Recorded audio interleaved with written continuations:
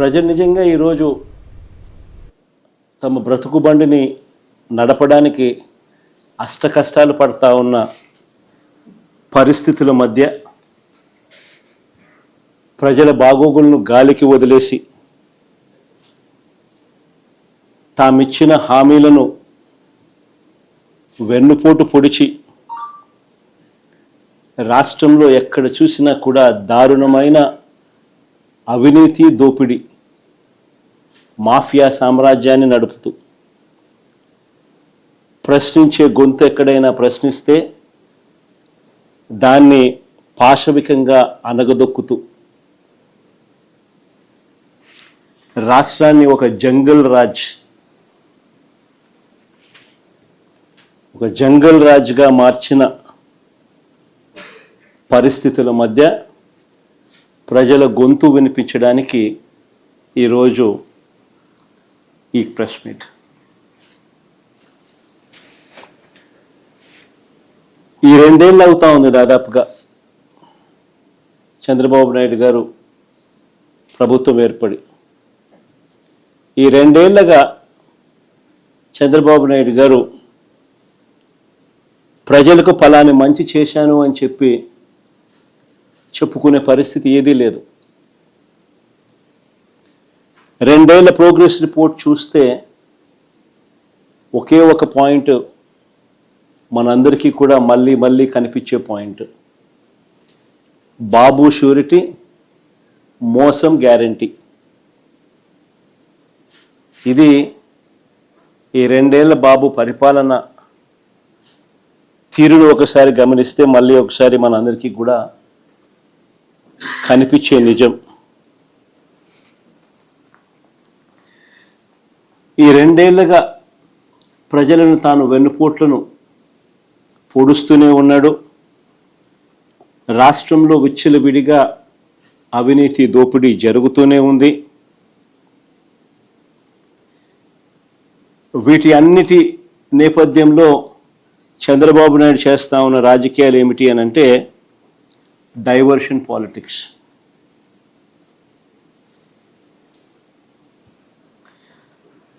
ఏ విషయంలో అయినా కూడా ఎవరైనా గట్టిగా తనను ప్రశ్నించే అంశం ఏదైనా బయటకు వస్తే వెంటనే ఆ టాపిక్ డైవర్ట్ చేసేందుకు వైఎస్ఆర్ కాంగ్రెస్ పార్టీ మీద, నా మీద ఇలా ఒక అడ్డగోలుగా ఆరోపణలు చేయడం, టాపిక్ను డైవర్ట్ చేయడం, ఇది మనం అంతా కూడా ఈ 2 ఏళ్ళగా జరుగుతూ ఉన్న స్క్రిప్టు, స్క్రీన్ ప్లే, సినిమా చూస్తూనే ఉన్నాం.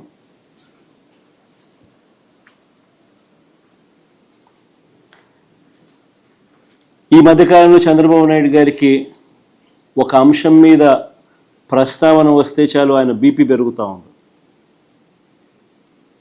పొరపాటున చంద్రబాబు నాయుడు గారికి ఎవరైనా కూడా నిద్రలో మావిగన్ అని అన్నారంటే చాలు, బహుశా గుండాకి చనిపోతాడు. అంతగా ఆయనకు మావిగన్ అనే పేరు వింటే బీపీ పెరుగుతూ ఉంది. ఎప్పుడైనా మీరైనా పొరపాటున అనండి, ఎప్పుడైనా మావిగన్ గురించి మీ కమెంట్స్ ఏంటి సార్ అని. గుండె ఆగిపోకపోతే అదృష్టము, మిమ్మల్ని తిట్టకపోతే, వెంటనే మీ మీద బ్లాస్ట్ చేయకపోతే నిజంగా మీరంతా కరెక్ట్గా ఏ మేరకు అసెస్ చేస్తున్నారు చంద్రబాబు నాయుడు అని మీరే చెప్పగలుగుతారు. చంద్రబాబు నాయుడు గారు ముఖ్యమంత్రిగా ఉండడం నిజంగా రాష్ట్రం చేసుకున్న దురదృష్టం. చంద్రబాబు నాయుడు గారు అనే వ్యక్తి రాష్ట్రానికి ఎన్నటికీ కూడా రాజధాని లేకుండా చేస్తూ ఉన్నాడు. ఇప్పుడు కాదు, రాష్ట్రానికి ఫ్యూచర్లో కూడా రాష్ట్రానికి రాజధాని లేకుండా చేస్తూ ఉన్నాడు. ఆ లక్షల ఎకరాలలో అమరావతిలో కేవలం రోడ్లు, డ్రైనేజీలు, నీళ్లు, కరెంటు, ఇటువంటి మౌలిక సదుపాయాలు ఇవ్వడానికే అక్షరాల 2 లక్షల కోట్లు ఖర్చు అవుతున్న పరిస్థితుల్లో ఆచరణకు సాధ్యం కాదని తెలిసి ఈరోజు చంద్రబాబు నాయుడు గారు తన స్కాముల కోసం మాత్రమే రాజధాని అని భ్రమలు కల్పిస్తూ రాష్ట్ర ప్రజలను మోసం చేస్తూ అడుగులు ముందుకు వేస్తూ ఉన్నాడు. సెల్ఫ్ ఫైనాన్స్ ప్రాజెక్ట్ అని ఇంతవరకు తాను చెప్పినవన్నీ కూడా దొంగ మాటలు అని చెప్పి తేలిపోయాయి. ఇప్పటికే అమరావతికి తెచ్చిన కమిట్ అయిన అప్పులు అక్షరాల 47,387 కోట్ల రూపాయలు. రాష్ట్ర ఖజానా నుంచి అంటే రాష్ట్ర బడ్జెట్ నుంచి మరో 9,200 కోట్లు ఖర్చు చేయబోతా ఉన్నట్టు చూపుతా ఉన్నారు.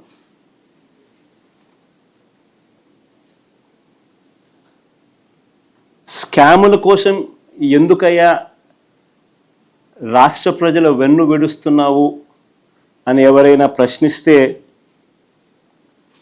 బీపీ పెరుగుతూ ఉంది.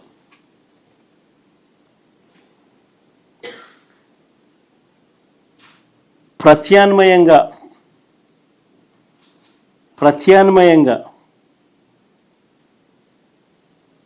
మోస్ట్ ప్రాక్టికల్గా రాష్ట్ర పరిస్థితులను పూర్తిగా మనసులో పెట్టుకొని రాష్ట్రానికి ఒక రాజధాని ఉండాలి, రావాలి అన్న ఒక తాపత్రయంతో ప్రత్యామ్నాయంగా మచిలీపట్నం నుంచి విజయవాడ 70 కిలోమీటర్లు, విజయవాడ నుంచి గుంటూరు మరో 40 కిలోమీటర్లు, ఈ 110 కిలోమీటర్ల హైవేకు అటు ఇటుగా రాజధాని కారిడార్గా పెట్టమని మావిగన్ అని చెప్పి మేము ప్రతిపాదించాం. మావిగన్ ప్రాంతంలో ఇప్పటికే మేము మా హయాంలో నాంది పలికిన పోర్టు శరవేగంగా మా హయాంలో పనులు కూడా జరిగాయి. విజయవాడలో ఇంటర్నేషనల్ ఎయిర్పోర్ట్ కనిపిస్తుంది, 3 రైల్వే స్టేషన్లు, 4 నేషనల్ హైవేలు కలుస్తాయి,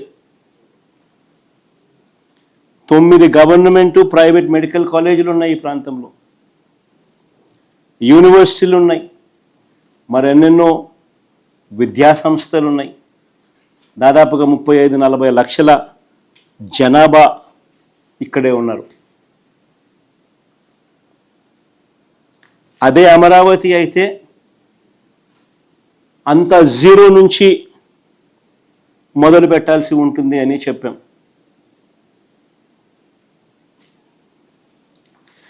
మేము ప్రతిపాదించిన మావిగన్కు ప్రజల్లో నుంచి మద్దతు వచ్చేసరికి ప్రజలందరూ కూడా ఇది కరెక్ట్ ఆలోచన, చంద్రబాబు నాయుడు గారు స్కాముల కోసం రాష్ట్రాన్ని ఇబ్బందుల పాలు చేయడం ధర్మం కాదు అని చెప్పి ప్రజలందరూ కూడా మేము ప్రతిపాదించిన మావిగన్కు మద్దతు పలుకుతుంటే సమాధానాలు చెప్పలేక, తట్టుకోలేక ఆక్రోశంతో చంద్రబాబు నాయుడు గారు బీపీ పెరుగుతూ ఉంది, నోట్లో నుంచి ఇష్టం వచ్చిన మాటలు మాట్లాడుతూ ఉన్నారు. ఆయనే కాకుండా ఆయన మంత్రుల చేత కూడా అబద్ధాలతో బూతులు తిట్టిస్తూ ఉన్నాడు. ఇప్పటికే దాదాపుగా 1,200 కోట్లతో నిర్మించిన అసెంబ్లీ, సెక్రటేరియట్, హైకోర్టు ఇవన్నీ ఉన్నాయి. ఇప్పటికే దాదాపుగా 1,200 కోట్ల రూపాయలతో నిర్మించిన అసెంబ్లీ, సెక్రటేరియట్, హైకోర్టు ఇవన్నీ ఉన్నాయి. ఇవి పక్కన పెట్టి మళ్ళీ వాటి పేరుతోనే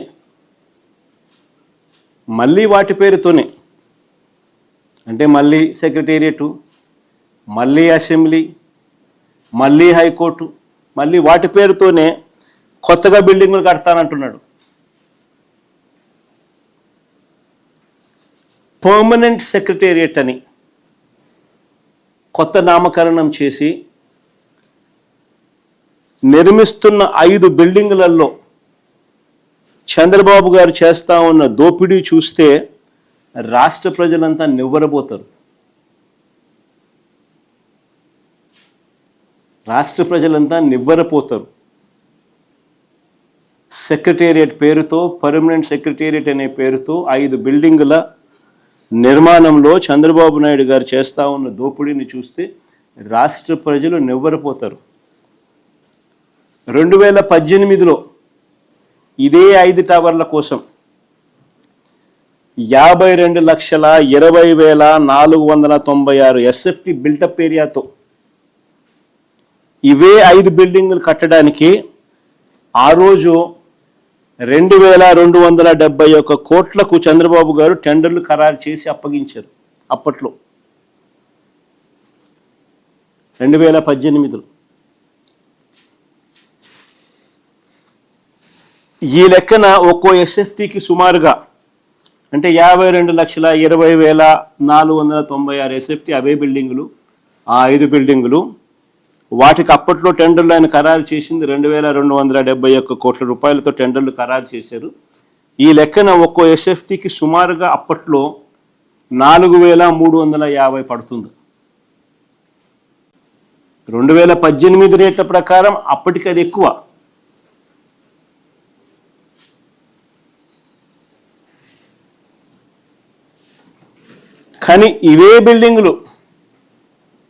కానీ మళ్ళీ ఇవే బిల్డింగులు గతంలో వర్కులు ఎవరికైతే ఇచ్చినారో ఆ టెండర్లను క్యాన్సిల్ చేసి మళ్ళీ కొత్త టెండర్లను మళ్ళీ పిలిచి, ఆశ్చర్యం ఏమిటంటే గతంలో ఉన్న వాళ్ళే మళ్ళీ కాంట్రాక్టర్లు మారలా, మళ్ళీ వాళ్ళే ఎగ్జాక్ట్గా.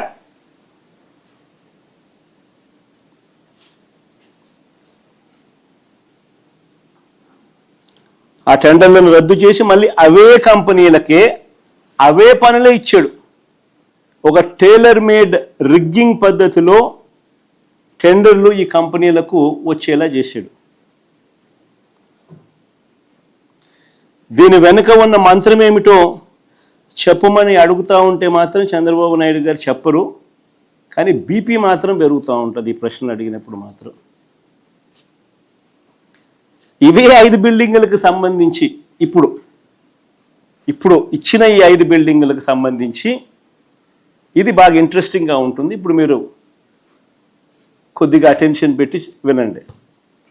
ఇవే 5 బిల్డింగులకు సంబంధించి కేవలం స్ట్రక్చర్ కోసమే, బిల్డింగ్ పూర్తి కాదు, కేవలం స్ట్రక్చర్ కోసమే ఇవే 5 బిల్డింగులకు ఇప్పటికీ 4,354 కోట్ల రూపాయలకు ఫైనలైజ్ చేసినారు.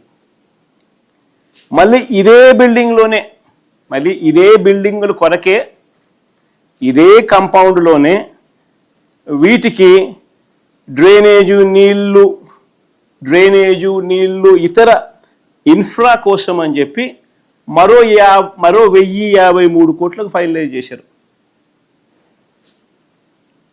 మళ్ళీ ఇవే బిల్డింగుల్లోనే మళ్ళీ లిఫ్టులు, ఏసీలు, ఎలక్ట్రికలు, ప్లంబింగ్ పనుల కోసం మరో 2,316 కోట్లకు మళ్ళీ ఫైనలైజ్ చేసినారు. మళ్ళీ అందరితో ఆగిపోలే, బిల్డింగ్ పూర్తి కాల. మళ్ళీ అదే బిల్డింగ్కే, మళ్ళీ ఇదే బిల్డింగులకే అదనంగా ఈసారి గ్లాస్ ఫిట్టింగ్ అంట, అద్దాల కోసం ఏకంగా మరో 2,540 కోట్లు. ఆ 5 బిల్డింగులకు అద్దాలు వేయడానికి 2,540 కోట్లు మళ్ళా కట్టబెట్టారు. మళ్ళా సేమ్ కాంట్రాక్టర్లకే, సుమా ఒక్కొక్కరికి ఒక్కొక్క కాంట్రాక్టర్ కాదు, ఒక్కొక్క పనికి ఒక్కొక్క కాంట్రాక్టర్ కాదు, మళ్ళీ వాళ్ళకే అన్నీ. ఈ బిల్డింగులకు డిజైన్ చేయడానికి మళ్ళీ 401 కోటి, ఈ బిల్డింగులకు డిజైన్స్ ఇవ్వడానికి మళ్ళీ 401 కోటి. వెరసి ఈ 5 బిల్డింగులకు అయ్యే ఖర్చు ఏకంగా 10,665 కోట్లు. అంటే స్క్వేర్ ఫీట్కి ఈ 52,20,496 ఎస్ఎఫ్టీ ఏదైతే ఉందో స్క్వేర్ ఫీట్కు వెరసి ఈ 10,665 కోట్లు, స్క్వేర్ ఫీట్కు వెరసి 20,427 రూపాయలు per square feet cost of construction. మా మధు అక్కడే ఉన్నాడు, ముక్కును లేలేసుకుంటా ఉన్నాడు పక్కనే.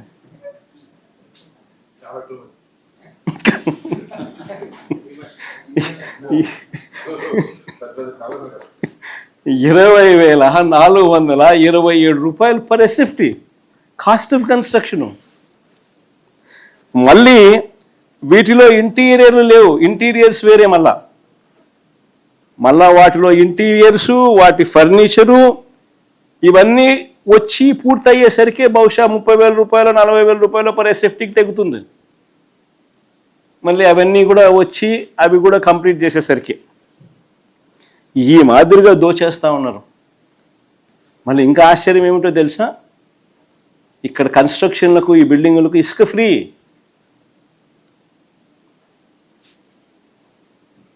మళ్ళీ ఇసుక ఫ్రీ. వీటికి జిఎస్టీ ఎగ్జంప్షను, వీటికి జిఎస్టీ రీయింబర్స్మెంట్ ఉంది, ఎంఈఆర్ఐటి ఎగ్జంప్షన్ ఉంది, డిఎంఎఫ్ ఎగ్జంప్షన్ ఉంది, ఎన్ఏసి ఛార్జీస్ ఎగ్జంప్షన్స్ ఉన్నాయి. ఇవన్నీ కూడా రీయింబర్స్మెంట్.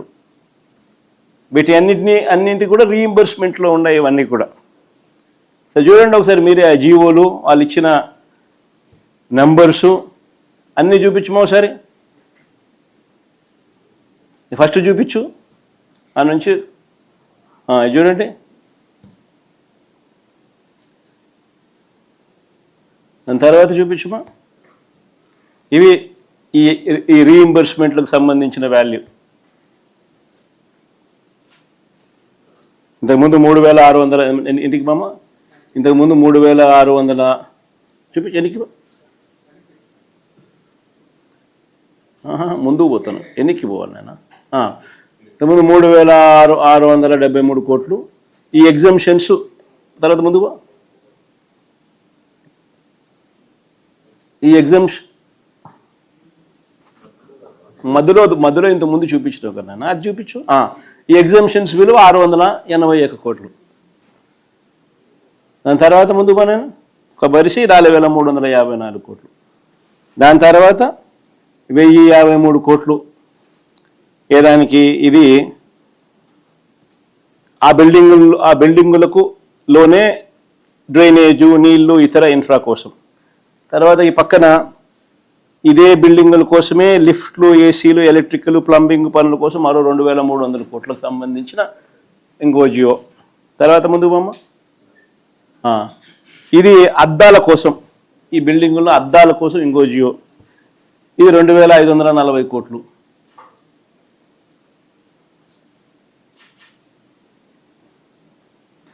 ఈ మాదిరిగా లూటీ జరుగుతూ ఉంది.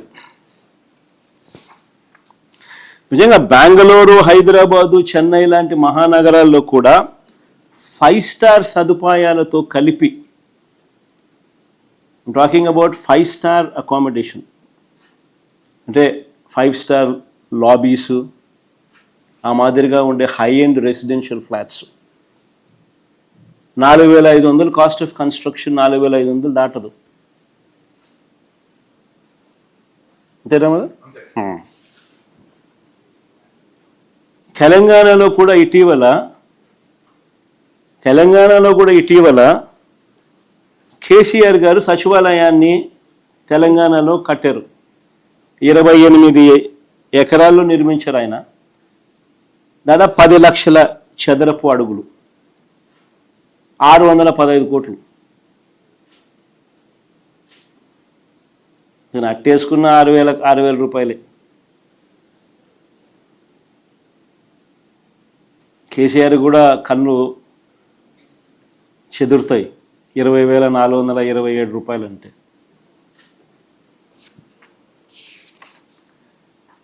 కానీ మన సెక్రటేరియట్ బిల్డింగ్కి మాత్రం 10,665 కోట్లు.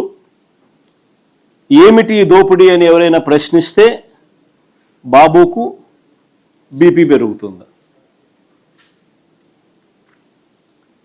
ఈ బిల్డింగ్లు కాక మళ్ళీ కొత్త అసెంబ్లీ అంటున్నాడు, మళ్ళీ కొత్త హైకోర్టు అంటున్నాడు. కొత్త అసెంబ్లీ కోసం 11,21,975 ఎస్ఎఫ్టీ అంట, మళ్ళీ కొత్త అసెంబ్లీ అంట. ఈ కొత్త అసెంబ్లీ కోసం ఇప్పటిదాకా వీళ్ళు తేల్చిన ఖర్చు 1,947 కోట్లు. ఎందుకంటే దానికి సంబంధించి 3 జీవోలు ఇచ్చినారు చూడండి.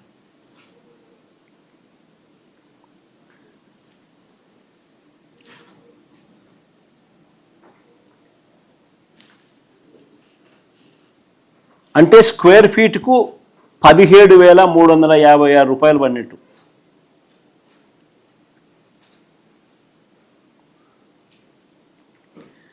మళ్ళీ కొత్త హైకోర్టు, ఇది మళ్ళీ 20,32,231 ఎస్ఎఫ్టీ. దీనికి ఇంకా పూర్తి టెండర్లు కంప్లీట్ చేయాల. ఇంతవరకు పిలిచిన వాటినే 1,480 కోట్లతో ఇప్పటిదాకా పిలిచినారు. అదే 1,480 కోట్లు. ఇది పూర్తయ్యేసరికి ఇది ఏ స్థాయికి పోతుందో తెలియదు, కానీ ఇంతవరకు పిలిచిన పరిస్థితి ఇది. అంటే ఇప్పటి వరకు 7 బిల్డింగుల కోసం, అంటే 5 బిల్డింగులు సెక్రటేరియట్ పేరిట, ఒక అసెంబ్లీ, ఒక హైకోర్టు, ఈ 7 బిల్డింగుల పేరిట వెరసి 10,665 కోట్లు సెక్రటేరియట్ కోసం, అసెంబ్లీకి 1,947 కోట్లు, హైకోర్టుకు ఇప్పటిదాకా పిలిచిన వ్యయాన్ని లెక్కేసుకుంటే మరో 1,480 కోట్లు లెక్కేసుకుంటే ఈ 7 బిల్డింగులకు ఇప్పటిదాకా 14,092 కోట్లు, కేవలం 7 బిల్డింగులు.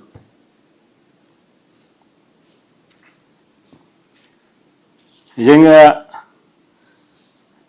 ఇది బిల్డింగుల వరకు పరిస్థితి ఇట్లుంటే, ఇక రోడ్లు చూస్తే నిజంగా మళ్ళీ కళ్ళు చెదురుతాయి. అమరావతిలో వేసే రోడ్ల స్కాములు చూస్తే దేశంలో ఎక్కడ కూడా హైవేలు వేసినా కూడా కిలోమీటర్కి అయ్యే ఖర్చు ఎంత అని చెప్పి ఈ మధ్యకాలంలోనే 5 సెప్టెంబర్ 2026 పార్లమెంటులో కేంద్ర మంత్రి గారిని, హైవేస్ మినిస్టర్ని నితిన్ గడ్కరీ గారిని ప్రశ్న అడిగినారు పార్లమెంట్లో.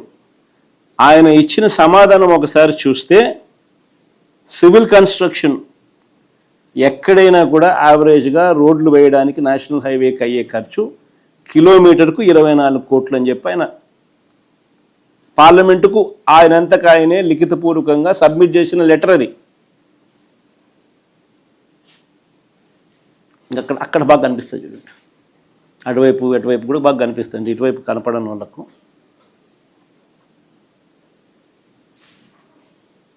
కానీ మన అమరావతిలో ఎంత తెలుసా కిలోమీటర్ ఖర్చు? 53 కోట్లు. 53 కోట్లు. ఇంకా విచిత్రం ఏమిటో తెలుసా, విజయవాడ బెన్ సర్కిల్ ఫ్లైఓవర్, మీకు అందరికీ కూడా, విజయవాడలో ఉన్న వాళ్ళకి అందరికీ కూడా పరిచయం ఉన్న అంశమే ఇది. బెన్ సర్కిల్ దగ్గర ఫ్లైఓవర్కు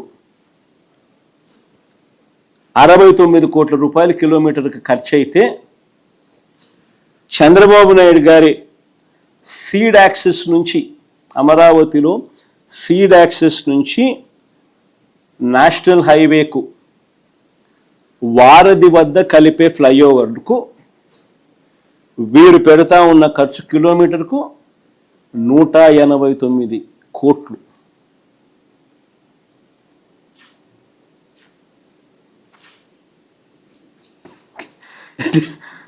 నిజంగా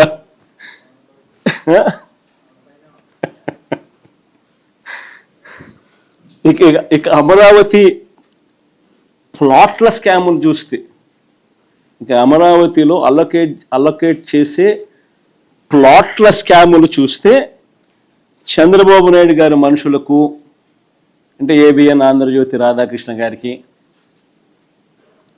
అశ్విని దత్ గారికి, బలుసు శ్రీనివాసరావు గారికి, బెజవాడ రమేష్ గారికి, ఇలాంటి వారికి వీరి కాక తన బినామీలకు, ఇలాంటి వారికి అమరావతిలో రోడ్ల పక్కన విలువైన రిటర్నబుల్ ప్లాట్స్ ఇస్తారు.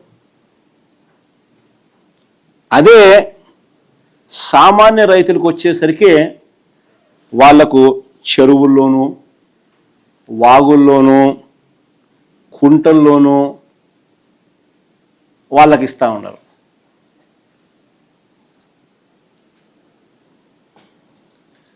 అసలు ఏమిటి అన్యాయము? మొదట తీసుకున్న 50,000 ఎకరాలకే దిక్కు లేదని రైతులు అంటూ ఉంటే, ఇది పరిస్థితి అని రైతులు అంటూ ఉంటే, ఈ 50,000 ఎకరాలు సరిపోవని ఇంకొక 50,000 ఎకరాలకు రైతులను ఇబ్బందులు పాలు చేస్తూ, వాళ్ళు ధర్నాలు చేస్తూ ఉన్నా కూడా లెక్క చేయకుండా వారి దగ్గర నుంచి బలవంతంగా లాక్కునే కార్యక్రమం జరుగుతూ ఉంది. ఇప్పుడు నిజంగా బాధ్యత గల ప్రతిపక్షంగా మేము ఇవన్నీ కూడా చంద్రబాబు నాయుడు గారిని ప్రశ్నిస్తూ ఆధారాలతో సహా బయట పెడతా ఉన్నసరికి చంద్రబాబు నాయుడు గారు బీపీ పెరుగుతూ ఉంది, ఇష్టం వచ్చినట్టుగా తిడతా ఉన్నాడు, అబద్ధాలు చెప్తా ఉన్నాడు, అబద్ధాలతో తిట్టిస్తూ ఉన్నాడు. ఆయన మంత్రులు అందరూ కూడా ఆ తిట్టించే కార్యక్రమం ఏ స్థాయికి పోతా ఉంది అని అంటే, అబద్ధాలు చెప్పే కార్యక్రమాలు, కుట్రలు చేసే కార్యక్రమాలు ఏ స్థాయికి పోతా ఉన్నాయి అని అంటే, టాపిక్ డైవర్ట్ చేసేందుకు, ఇవన్నీ కూడా టాపిక్ డైవర్ట్ చేసేందుకు, ఎవరు కూడా ఆయనను ప్రశ్నించకుండా భయపెట్టేందుకు, ప్లస్ టాపిక్ డైవర్షన్కు వీళ్ళంతకి వీళ్ళే బిల్డప్ ఇస్తారు, వీళ్ళంతకి వీళ్ళే ఒక కథ అల్లుతారు, వీళ్ళంతకి వీళ్ళే ఈనాడు, ఆంధ్రజ్యోతి, TV5, చంద్రబాబు నాయుడు, ఇదో మాఫియా ముఠ.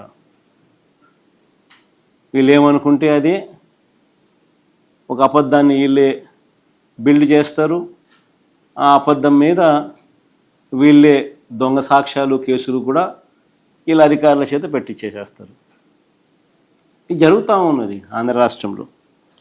నిజంగా ఏ స్థాయికి పోయింది అని అంటే, ఈ మధ్యకాలంలోనే కడపలో, ఈ మధ్యకాలంలో ఒక టాపిక్ ఆఫ్ డిస్కషన్ ఇది.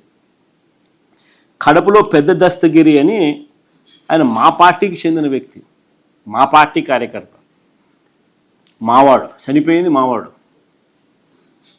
మా పార్టీకి చెందిన కార్యకర్త చనిపోతే మేం బాధపడతాం.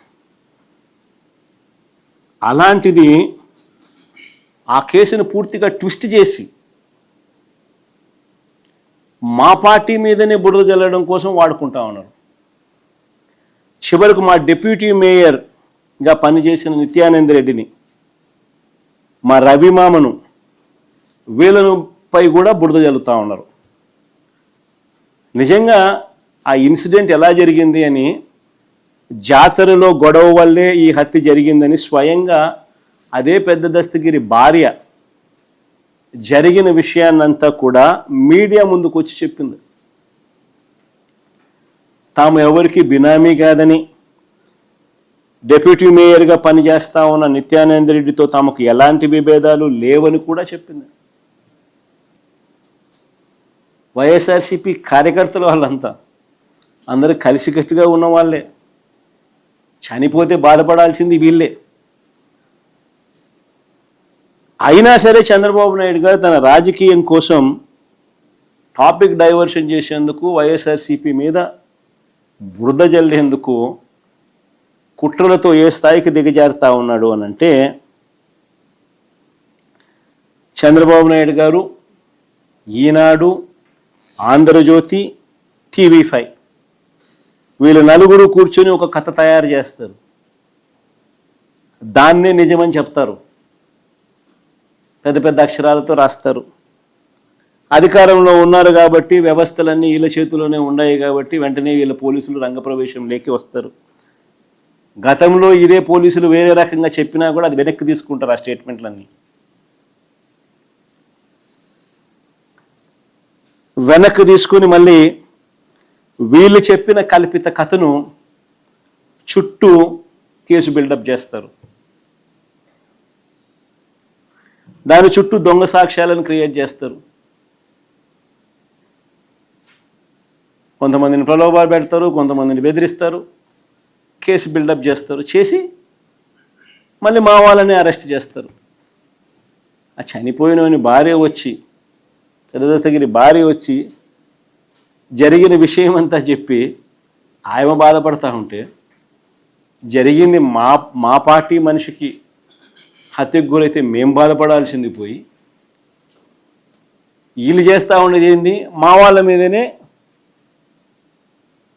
కేసులు బనాయించి ఆ కేసుల్లో మా వాళ్ళని ఇరికిచ్చే కార్యక్రమం చేసి జైలుకు పంపే కార్యక్రమాలు చేస్తూ ఉన్నారు. 2 ఏళ్ళుగా జరుగుతున్న అరాచకం ఇదే. తప్పుడు కేసులు వీళ్ళే పెడతారు, తప్పుడు సాక్ష్యాలు వీళ్ళే క్రియేట్ చేస్తారు, వీళ్ళే ఆ తప్పుడు కేసుల్లో మా వాళ్ళని ఇరికిస్తారు. సోషల్ మీడియా యాక్టివిస్టులు అయినా సరే, కాలేజీలలో యూనివర్సిటీలో యాక్టివ్గా ఉన్న పిల్లలైనా సరే, యాక్టివిస్టులుగా ఉన్న పిల్లలైనా సరే, వైసీపీకి మద్దతుదారులైనా సరే, వైసీపీ నాయకులైనా సరే, ఎవరైనా చంద్రబాబు నాయుడు గారిని వ్యతిరేకిస్తే ఇదే రివాజు, ఇదే స్క్రిప్ట్ 2 సంవత్సరాల నుంచి రాష్ట్రంలో జరుగుతూ ఉన్నది ఇదే.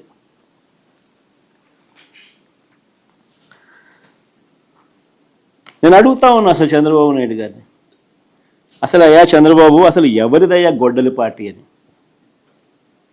చంద్రబాబుని సీరియస్గా క్వశ్చన్ చేస్తా ఉన్నాను. ఎవరిదయ్యా గొడ్డలి పార్టీ, ఎవరిదయ్యా గన్ కల్చర్, ఎవరిదయ్యా హత్యా రాజకీయాలు, ఎవరిది హత్యా రాజకీయాల సంస్కృతి అని అడుగుతా ఉన్నాను.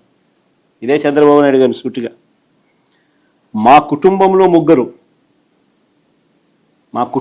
ముగ్గురు, మా తాతగారు, మా నాన్నగారు, మా చిన్నాన్నగారు, ముగ్గురు బలైపోయారు. మేం బాధితులం.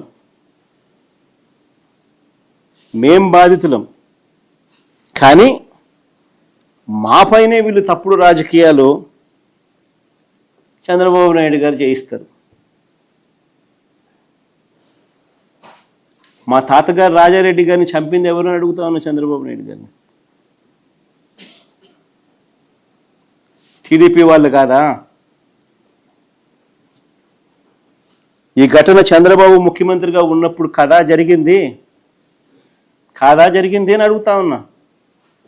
1999 అసెంబ్లీ ఎన్నికలకు ఏడాది ముందు, 1999 చంద్రబాబు నాయుడు గారు ముఖ్యమంత్రిగా ఉన్నారు. 1999 ఎన్నికలకు ముందు, ఏడాది ముందు చంద్రబాబు నాయుడు గారు ముఖ్యమంత్రిగా ఉన్నప్పుడు మా తాతగారిని రాజారెడ్డి గారిని చంపారు. కేవలం నాన్నగారిని రాజశేఖర రెడ్డి గారిని పులివెందులకి కట్టడి చేయాలి అన్న ఒక్క రాజకీయ కోణంతో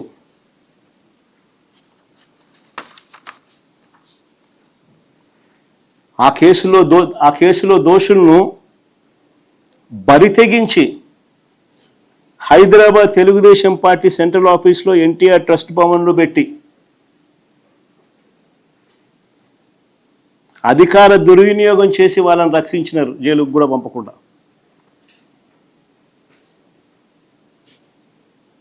మరి ఇది ఎవరిదయ్యా క్రిమినల్ బ్రెయిన్ చంద్రబాబు గారు అని అడుగుతాను.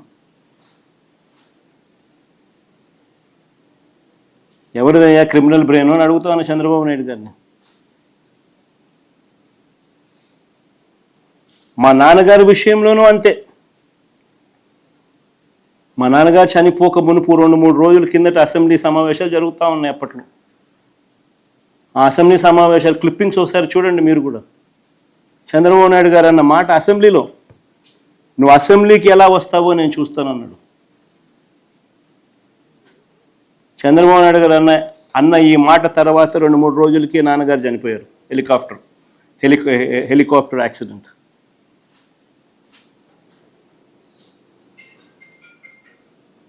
ఇప్పటికీ కూడా దీనికి సంబంధించి నివృత్తి కాని అంశాలు ఎన్నో ఉన్నాయి. ఎవరిదయ్యా చంద్రబాబు క్రిమినల్ బ్రెయిన్ అని అడుగుతా ఉన్నాం.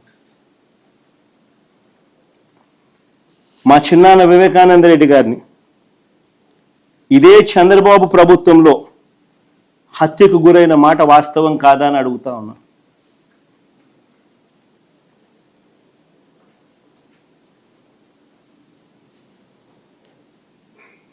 వైసీపీ పార్టీ కోసం, అవినాష్ రెడ్డి కోసం తాను క్యాంపెయిన్ చేస్తూ ఉన్నాడు. నెమ్మన్మడుకు పోయి క్యాంపెయిన్ చేసి వచ్చినాడు.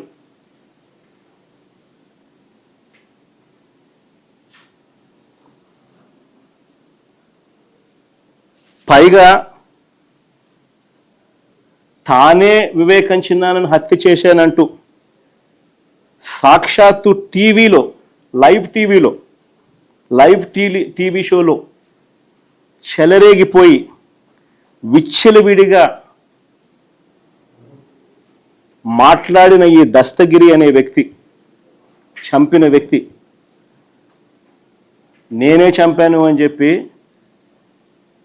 విచ్చలవిడిగా చెలరేగిపోయి మాట్లాడాడు టీవీ లైవ్ షోలో ఈ దస్తగిరి అనే వ్యక్తి. ఇవాళ స్వేచ్ఛగా పోలీసుల వత్తాసుతో దర్జాగా కారులో తిరుగుతూ ఉన్నాడు. జైల్లో ఉండాల్సిన వ్యక్తి దర్జాగా కారులో తిరుగుతూ ఉన్నాడు ఈరోజు. అంతేకాదు పైగా చంద్రబాబు లాయరు సిద్ధార్థ లూత్రా, దస్తగిరి లాయరు కూడా సిద్ధార్థ లూత్రా.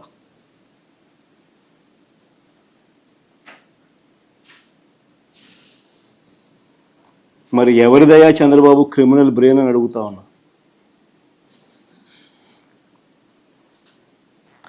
రాజకీయ లబ్ధి కోసం ప్రలోభాలతో హంతకులను రక్షించడం, నిర్దోషులను హింసించడం ఈ కేసులో జరుగుతూ ఉంది. ఇదేగా చంద్రబాబు అని అడుగుతా ఉన్నా.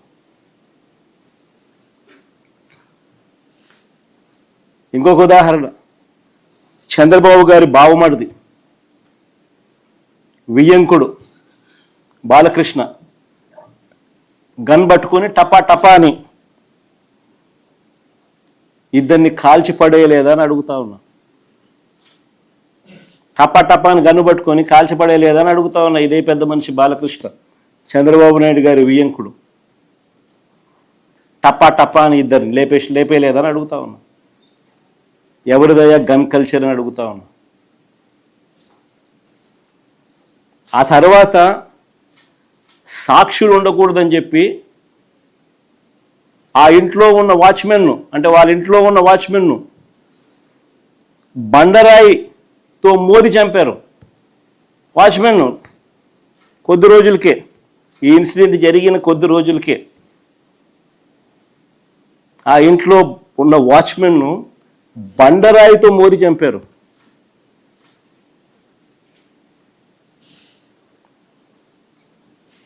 ఇంకొక ఇన్సిడెంట్, పాపం ఎన్టీఆర్ గారు అబ్బాయి హరికృష్ణ గారు యాక్సిడెంట్లో ఆయన చనిపోతే పరామర్శ కోసం అని చెప్పి పోయి చంద్రబాబు నాయుడు గారు పోయి కేటీఆర్తో పొత్తులు పోయి చంద్రబాబు మాట్లాడారు శవాన్ని పెట్టుకొని.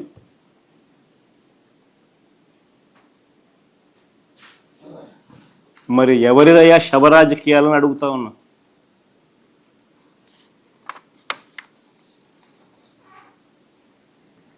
అంతేకాదు సొంత కూతుర్నిచ్చి రాజకీయ జీవితాన్ని ఇచ్చిన సొంత మామ, తండ్రితో సమానమైన ఎన్టీఆర్ గారిని వెన్నుపోటు పొడిచి సీఎం కుర్చీని, ఆయన పార్టీని, ఆయన గుర్తును లాక్కుని ఆయన చనిపోయేట్టుగా చేసింది ఎవరయ్యా చంద్రబాబు అని అడుగుతా ఉన్నా. ఎవరివయ్యా కుట్ర రాజకీయాలు అని అడుగుతా ఉన్నా.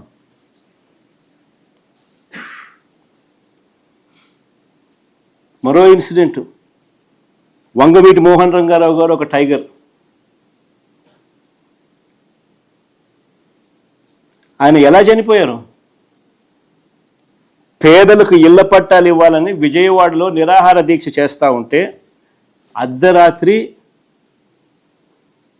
అర్ధరాత్రి చంద్రబాబు నాయుడు గారి గవర్నమెంట్, తెలుగుదేశం పార్టీ అధికారంలో ఉంది, అర్ధరాత్రి నరికి చంపారు.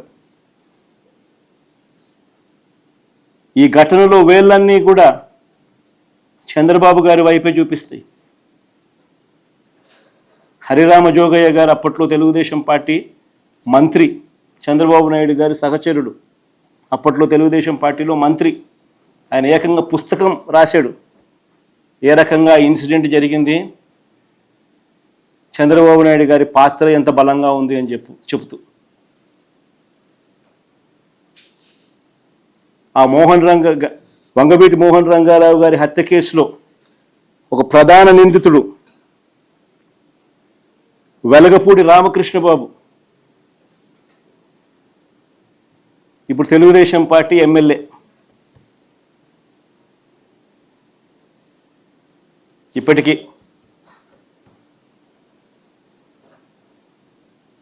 ఇంకా ముందుకు పోదాం. హత్య రాజకీయాలు ఎవరియో, కుట్ర రాజకీయాలు ఎవరియో, శవ రాజకీయాలు ఎవరియో, ఇవన్నీ కూడా ప్రజలందరికీ కూడా తేటతెల్లం అవుతా ఉన్నాయి. ఎన్టీఆర్ గారి మీద దాడి చేసిన కేసులో మల్లెల బాబ్జీ అనే వ్యక్తిని పోలీసులు అరెస్ట్ చేశారు. కొన్నాళ్ళ తర్వాత అతను ఒక లాడ్జీలో డెడ్ బాడీగా మారారు. డెడ్ బాడీగా మారిన ఆయన తన జోబీలో ఒక లెటర్ దొరికింది పోలీసులకు. ఆ లెటర్ సారాంశం ఏమిటంటే తనకు 3 లక్షలు ఇస్తానని చెప్పి చివరికి 30,000 ఇచ్చారని దాని సారాంశం. అసలు ఎన్టీఆర్ మీద దాడి కోసమే డబ్బులు ఇచ్చారా, అది నిజమైతే ఇచ్చింది ఎవరు అన్న దానిపై దర్యాప్తు లేదు. ఈ కేసులో వేళ్ళన్నీ కూడా అప్పట్లో చంద్రబాబు వైపే చూపించాయి. ఇంకొక ఎగ్జాంపుల్, పింగళి దశరథరామ్, ఈయన ఒక జర్నలిస్టు. విజయవాడలో ఎన్కౌంటర్ అనే ఒక పత్రికను పెట్టి టీడీపీ ప్రభుత్వ అవినీతిని ప్రశ్నిస్తూ ఉంటే ఈ వ్యక్తిని హైదరాబాదు నుంచి బస్సు దిగి రిక్షాలో ఇంటికి వెళ్తూ ఉంటే కత్తులతో దారుణంగా దాడి చేసి చంపారు. ఈ ఘటనలో వేళ్ళన్నీ కూడా అప్పట్లో చంద్రబాబు నాయుడు గారి వైపే చూపించాయి. అడుగుతా ఉన్న చంద్రబాబు నాయుడు గారిని, ఎవరి అయ్యా హత్య రాజకీయాలు, ఎవరి అయ్యా కుట్ర రాజకీయాలు, ఎవరి అయ్యా శవ రాజకీయాలు? ఇదే పెద్ద మనిషి చంద్రబాబు నాయుడు గారు గురించి మాట్లాడుతూ ఆయన తోడల్లుడు దగ్గుపాటి వెంకటేశ్వరరావు గారు ఏకంగా పుస్తకం రాశాడు. అనేక టీవీలలో ఆయన ఇంటర్వ్యూలు కూడా ఇచ్చాడు. ఆయన అన్న మాటలు ఆయన పుస్తకంలో రాసినటివి. ధర్నాలు ఆందోళనల సమయంలో బస్సులు తగలబెట్టాలంటూ చంద్రబాబు పార్టీ క్యాడర్కు చెప్పేవాడని.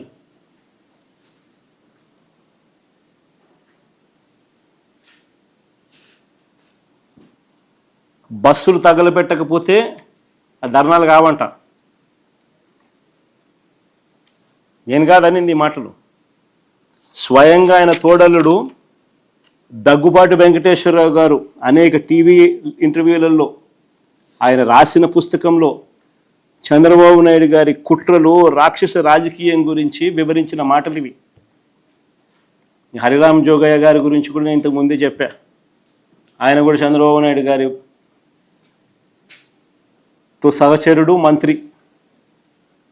ఏ రకంగా చంద్రబాబు నాయుడు గారు కుట్రలు చేస్తారు, రాక్షస రాజకీయాలు చేస్తారు అన్నది ఆయన కూడా సువివరంగా కూడా వివరించినాడు. హత్యలతోనూ, వెన్నుపోట్లతోనూ, శవాలతోనూ, కుట్రలతోనూ రాజకీయాలు చేస్తున్నది చంద్రబాబు అయితే, విలువలు, విశ్వసనీయత, మాటకు కట్టుబడి రాజకీయాలు చేస్తూ ఉన్నది మేము. గర్వంగా కూడా చెప్తా ఉన్నాను ఈ మాట. వైఎస్ఆర్ కాంగ్రెస్ పార్టీ జగన్ గురించి నేను ఒకటే గర్వంగా కూడా చెప్తా ఉన్నా. జగన్ మంచోడు కాబట్టే మా తాతను రాజారెడ్డి గారిని చంపిన వాళ్ళు ఈ రోజుకి కూడా ప్రశాంతంగా బతుకుతూ ఉన్నారు. జగన్ చెడ్డోడైనంటే వాళ్ళంతా బతుకుండే వాళ్ళ.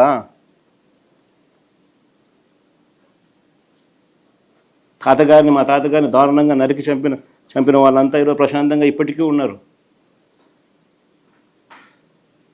జగన్ నైజం ఎలాంటిది, జగన్ మనస్తత్వం ఎలాంటిది అని నిదర్శనం అది.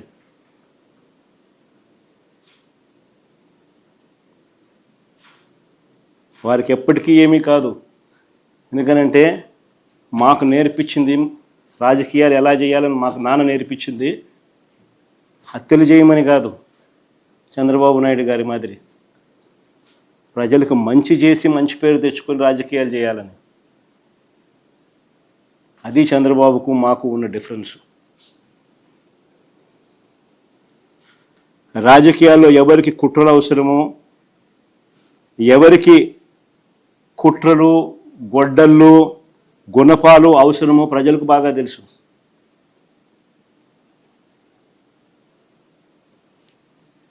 చంద్రబాబు గారు మీకు 77 ఏళ్ళ వయసు. బహుశా మీకు ఇది లాస్ట్ ఎలక్షన్ ఏమో. 77 ఏళ్ళ వయసు, ఎలక్షన్లు వచ్చేసరికి 80 ఏళ్ళు.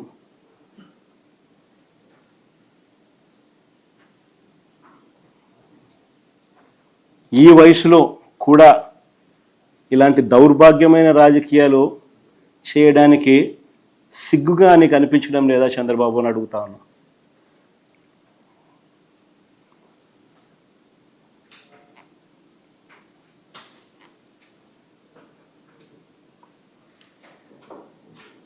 చంద్రబాబు నాయుడు గారి హయాంలో ఈ 2 ఏళ్లలోనే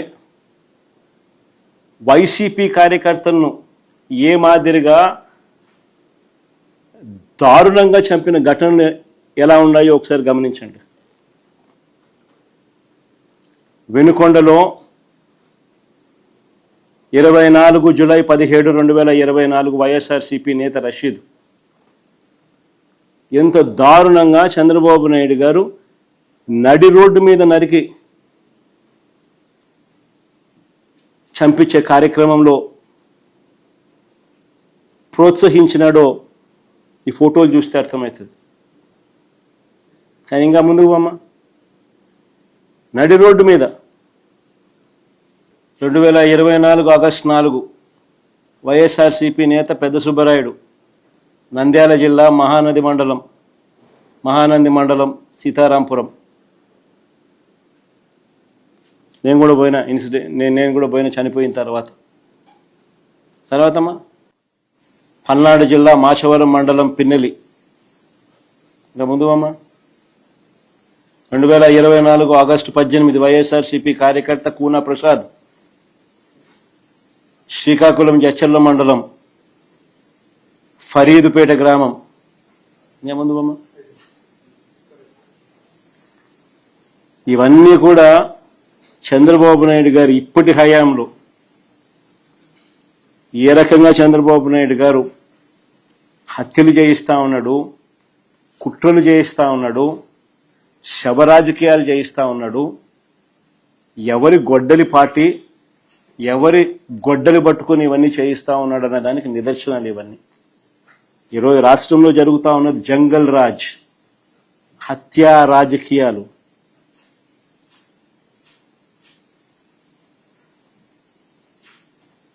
చంద్రబాబు నాయుడు గారు ఆధ్వర్యంలో జరిగిస్తా ఉన్న దారుణమైన పాలన ఇది. నేను అడుగుతా ఉన్నా ఇదే చంద్రబాబు నాయుడు గారిని,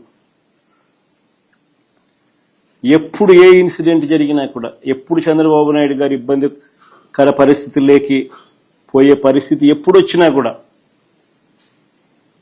వెంటనే టాపిక్ డైవర్ట్ చేసేందుకు ఆయనతో పాటు ఆయన మంత్రులు ప్రజలకు ఈ వర్షన్ పోకూడదు, ప్రజలకు ఈ వివరాలు తెలియకూడదు అని డైవర్ట్ చేసే కార్యక్రమంలో భాగంగా అడ్డగోలుగా ఒక టాపిక్ తీసుకొస్తారు.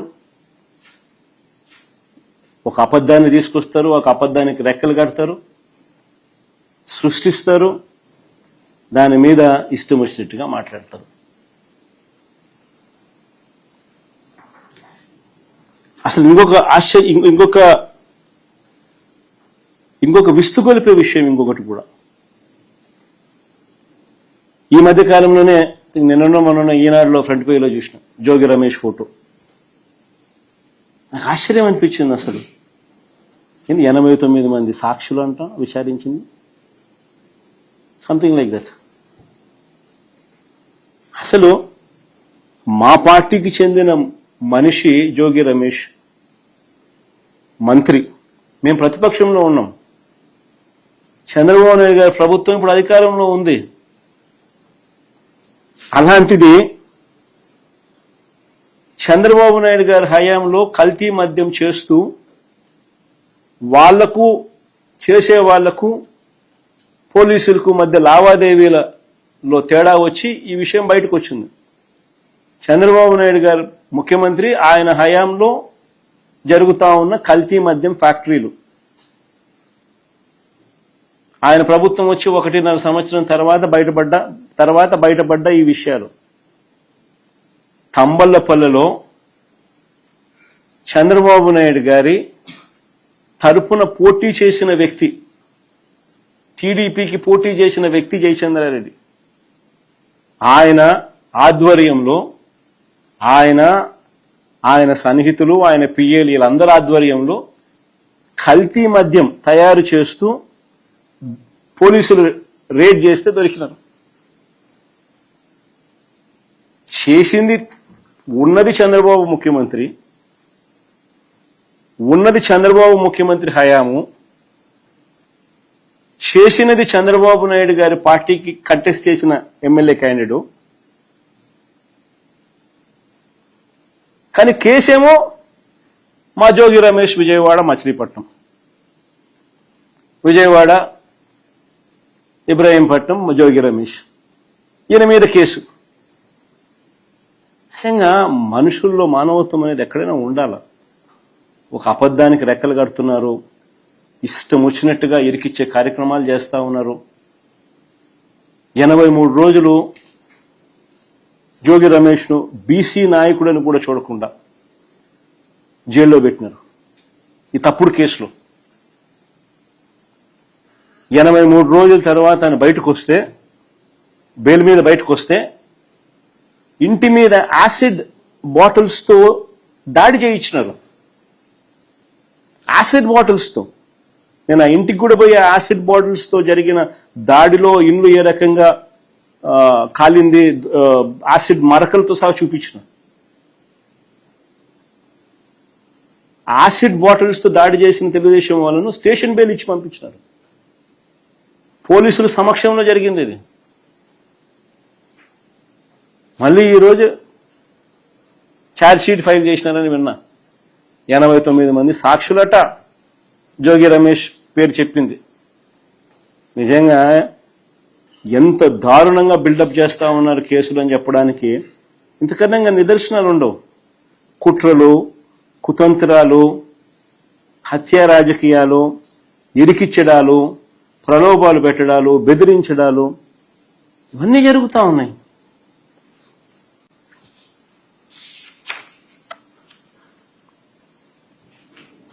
ఈరోజు నిజంగా రాష్ట్రంలో ఏం జరుగుతా ఉంది తెలుసా? ప్రతి 5 బాటిళ్లకు ఒక కల్తీ బాటిల్ అమ్ముతా ఉన్నారు. రాష్ట్రానికి రావాల్సిన ఆదాయం పెరగడంలా.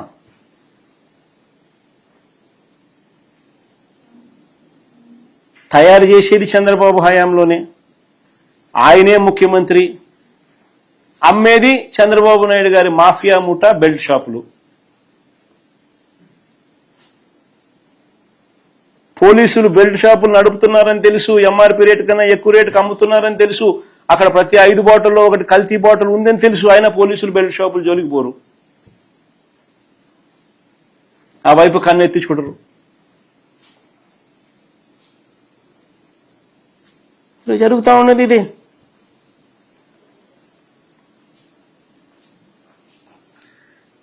ఇంకొక ఇన్సిడెంట్, గుంటూరు జిల్లా పొన్నూరు నియోజకవర్గం. ఇది నిజంగా చాలా దారుణమైన ఘటన. ఇంకొకటి, ఈ మధ్యకాలంలో మన కళ్ళు ఎదుటే జరుగుతూ ఉంది. భావి సమాజం మొత్తం దీన్నంతా కూడా నిజంగా ఖండించాల్సిన అవసరం ఉన్న అంశం. పొన్నూరు నియోజకవర్గంలో మామిళ్లపల్లెలో కాపు సామాజిక వర్గానికి చెందిన 5 చిన్న రైతులు తాము పండించిన పంటకు, మొక్కజొన్న పంటకు రేటు లేదని ఎంఎస్పి చూస్తే 2400, కొనేవాడు చూస్తే 1600, 1400 రేటుకు కొనేదాన్ని అడుగుతున్నాడు. రేటు లేక వాళ్ళ గోడౌన్లో, చిన్న గోడౌన్, అదే సైజు కూడా, గోడౌన్ సైజు కూడా ఎవరైనా చూస్తే ఆశ్చర్యపోతారు, చిన్నది. ఆ 5 మంది రైతులు వాళ్ళ ఊర్లో, అది వాళ్ళ ఊర్లోనే, వాళ్ళ గోడౌన్లో వాళ్ళు పెట్టుకున్నారు రేట్ లేక. అది మా అంబటి మురళి ఇంటి పక్కన. ఆల్రెడీ ఆయన్ని అదే ఊరు, ఆయన కాపు సామాజిక వర్గమే. తప్పు ఎక్కడ జరిగిందని అనేదానికి అవకాశమే లేదు ఎక్కడ. అక్కడ స్థానిక ఎమ్మెల్యే చంద్రబాబు నాయుడు గారు పోలీసులను పంపుతారు, గోడౌన్ మీద రేడ్ చేయిస్తారు, ఆ గోడౌన్ మురళీదని చెప్పి అబాండాలు అబద్ధాలు చెప్తారు. ఆ గోడౌన్లో చివరికి వైఎస్ఆర్సీపీ జెండాలు కూడా ఇల్లే తీసుకొని పోతారు. అవి కూడా వీడియోలో దొరుకుతాయి. ఇల్లే వైఎస్ఆర్సీపీ సంబంధించిన కండువాలు, ఇటువంటి జెండాలు ఇల్లే పెడతా ఉన్నారు.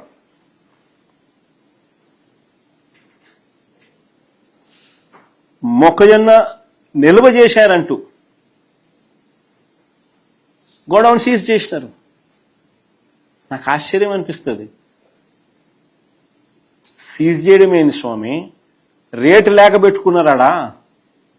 నువ్వు రేటు ఇచ్చి తీసుకుంటావేమో, బంగారంగా తీసుకోరాదు, వాళ్ళు అదే అడుగుతా అన్నారు. వాళ్ళు దాన్ని ఎందుకు కొనుక్కుంటారు, కొనుక్కొని ఏం చేసుకుంటారు? వాళ్ళు నిల్వ చేసి ఏం చేసుకుంటారు దాన్ని? నువ్వు 1400 ఇస్తున్నావు కాబట్టి 2400 రావడం లేదు కాబట్టి వాళ్ళు గోడౌన్లో పెట్టుకున్నారు. అది వాళ్ళ గోడౌన్లో, వాళ్ళ ఊర్లో, ఆ చిన్న గోడౌన్లో ఆ రైతులు వాళ్ళు ఎంతకు వాళ్ళు ఏం తప్పు చేసినారు? గోడౌన్ సీజ్ చేసేసినారు. ఆ రైతులకు ఈరోజు పంట లేదు, గోడౌన్ సీజ్ చేసినారు. వైఎస్ఆర్సీపీ నాయకులు పోతున్నారు, గోడౌన్ చూస్తున్నారు. వెళ్తే ఆడోళ్ళు, అక్కడ కాపు సామాజిక వర్గానికి సంబంధించిన ఆడోళ్ళు, ఆ రైతన్నలు వచ్చి విషయాలని చెప్తా ఉంటే వాళ్ళను పోలీసులు ఏకంగా తాడుతో కట్టేస్తున్నారు. అసలు సోషల్ మీడియాలో చూస్తే జంగల్ రాజు కాకపోతే ఏంది స్వామి ఇది?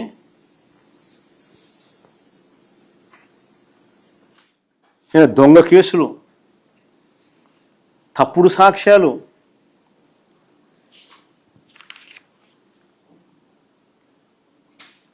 రాష్ట్రంలో నిజంగా ఎంతటి దారుణమైన పరిస్థితులు ఉన్నాయంటే ప్రజలు తమ అభిప్రాయాలను కూడా స్వేచ్ఛగా చెప్పే పరిస్థితి కూడా ఈ రాష్ట్రంలో లేదు. సోషల్ మీడియా ప్లాట్ఫామ్స్లో ఎక్కడైనా అమరావతిలో జరుగుతూ ఉన్న స్కాములు ఎవరైనా చూపిస్తే, జనాదిరిగా గీవోలు అన్నీ మనం చూపించినట్టు అన్నీ చూపించి 20,427 రూపాయలు ఏందయ్యా ఎస్ఎఫ్టీకి అని ఎవడైనా క్వశ్చన్ చేస్తూ పెట్టినా, లేకపోతే ఇందాపూర్ హెరిటేజ్కు సంబంధాల మీద ఎవరైనా సోషల్ మీడియాలో రాసిన, ఇందాపూరు హెరిటేజు వాళ్ళిద్దరి మధ్య ఉన్న సంబంధాల మీద ఎవరైనా ఆధారాలు చూపిస్తూ సోషల్ మీడియా ప్లాట్ఫామ్స్లో పెట్టినా, లేకపోతే తిరుమల లడ్డు విషయంలో మహిళల మీద అఘాయిత్యాల మీద సాక్షాత్తు టీటీడీ చైర్మన్గా ఉన్న వ్యక్తి ప్రదర్శిస్తున్న తీరు మీద ఎవరైనా సోషల్ మీడియాలో పెట్టినా, ఇవేవీ కూడా కనిపించవు. విచ్చలవిడిగా చంద్రబాబు నాయుడు గారు చేస్తూ ఉన్న మద్యం, గంజాయి, ఇసుక, మట్టి మాఫియా ఇటువంటి దోపిడీల పైన ఏవైనా సోషల్ మీడియాలో పోస్ట్ చేసినా ఈ కంటెంట్ అంతా కూడా కనపడకుండా చేసేందుకు సాక్షాత్తుగా ఏం చేస్తూ ఉన్నారు తెలుసా? ఎక్కడా లేని విధంగా సోషల్ మీడియాని సెన్సార్ చేస్తూ ఉన్నారు. సోషల్ మీడియా పోస్టులపై చంద్రబాబు నాయుడు గారే తన కార్యకర్తలతో తప్పుడు కేసులు పెట్టిస్తూ ఉన్నారు. కుప్పంలో పోయి కేసులు పెట్టిస్తాడు, తప్పుడు కేసు. దాని మీద ఎఫ్ఐఆర్ నమోదు చేస్తారు. ఆ నమోదు చేసిన ఎఫ్ఐఆర్ కాపీని, ఎఫ్ఐఆర్ను ఆ సిఐ ట్విట్టర్కు, యూట్యూబ్కు, ఫేస్బుక్కు, ఇన్స్టాకు ఇలాంటి వారి హెడ్ క్వార్టర్స్కు పంపిస్తాడు. ఆ ఎఫ్ఐఆర్ పెట్టి డిలీట్ చేయమని. సిఐ రాసిన లేఖ, ఒక ఇన్స్పెక్టర్ ఆఫ్ పోలీస్, ఒక సిఐ రాసిన లేఖ శాన్ ఫ్రాన్సిస్కో ఎక్స్లో తాను పెట్టిన, ట్విట్టర్కు తాను పెట్టిన రాసిన లేఖ. ఆ లేఖ ఒకసారి సారాంశం ఒకసారి చదివితే, ఆ లేఖలో ఆయన రాసిన ఆయన చదివితే ఏమంటాడు?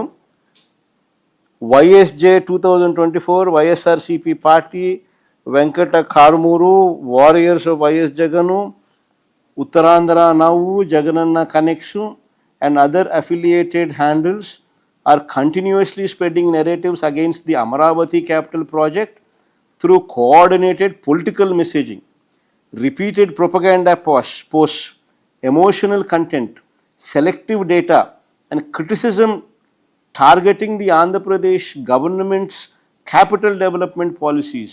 These accounts frequently portray Amaravati as a financially dangerous, regionally biased, environmentally unstable, and beneficial only to a particular section. అని ఈ మాదిరిగా రాసి పంపిస్తూ ఉన్నారు పోలీసులు. నిజంగా ఎక్కడా లేని విధంగా పోలీసులు అనేవాళ్ళు ఎలా తయారయ్యారని చెప్పడానికి నిదర్శనం ఇది. రాష్ట్రంలో ఎక్కడ చూసినా కూడా పోలీస్ డ్యూటీ కనిపించదు. రాష్ట్రంలో ఏ కాలేజీ చూసినా ఈరోజు గంజాయి కనిపిస్తుంది. విచ్చలవిడిగా కాలేజీల్లో గంజాయి అమ్ముతూ ఉన్నారు, డ్రగ్స్ అమ్ముతూ ఉన్నారు ఎక్కడ చూసినా కూడా. కానీ పోలీసులు కనపడరు దాన్ని కట్టడి చేస్తూ.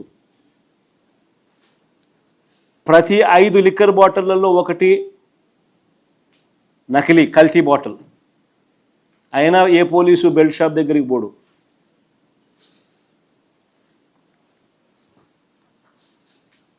పోలీసులు చేసేది ఏమిటి అంటే తప్పుడు కేసులు పెట్టడం. చంద్రబాబు నాయుడు గారికి వ్యతిరేకంగా ఎవరు మాట్లాడినా కూడా తప్పుడు కేసులు, ఆ కేసు చుట్టూ తప్పుడు సాక్ష్యాలు క్రియేట్ చేయడం, వీళ్ళని జైలుకు పంపించాలని తాపత్రయపడ్డం. నిజంగా గవర్నెన్స్ అనేది పూర్తిగా పోయింది. ఈరోజు ఆడవాళ్ళకు రాష్ట్రంలో భద్రత లేదు.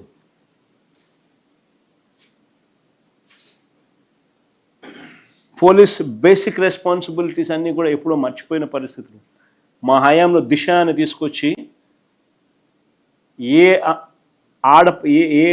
ఏ తల్లికైనా కూడా, ఏ పాపకైనా కూడా, ఏ అట్రాసిటీ జరిగినా కూడా ఫోన్ చేస్తే 10 నిమిషాల్లో పోలీసు పోయేటోడు. వెంటనే ఫోన్ వచ్చేది, ఏమైందమ్మా అని. గ్రామ స్థాయిలోనే, గ్రామ సచివాలయంలోనే పోలీస్ కానిస్టేబుల్, మహిళా పోలీస్ వెంటనే రెస్పాండ్ అయ్యేవాళ్ళు, జరక్క మునిపే ఆపేవాళ్ళు. ఈరోజు ఎవడు పట్టించుకునేటోడు లేడు.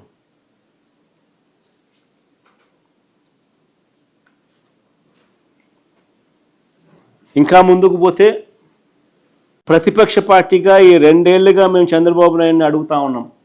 మేమే కాదు, ప్రజల తరపున మేము అడుగుతూ ఉన్నాం. ప్రజలందరూ కూడా గట్టిగా నిలదీస్తూ అడుగుతూ ఉన్నారు. అయ్యా, ఎన్నికలకు ముందు సూపర్ 6 అన్నావు, సూపర్ 7 అన్నావు, మీ మేనిఫెస్టోలో 143 హామీలు ఇచ్చావు, వీటి సంగతి ఏమిటయ్యా అని చంద్రబాబు నాయుడు గారిని గట్టిగా ప్రజలు అడుగుతూ ఉన్నారు. ప్రజల తరపున మేము కూడా చంద్రబాబు నాయుడు గారిని గట్టిగా నిలదీస్తూనే ఉండం.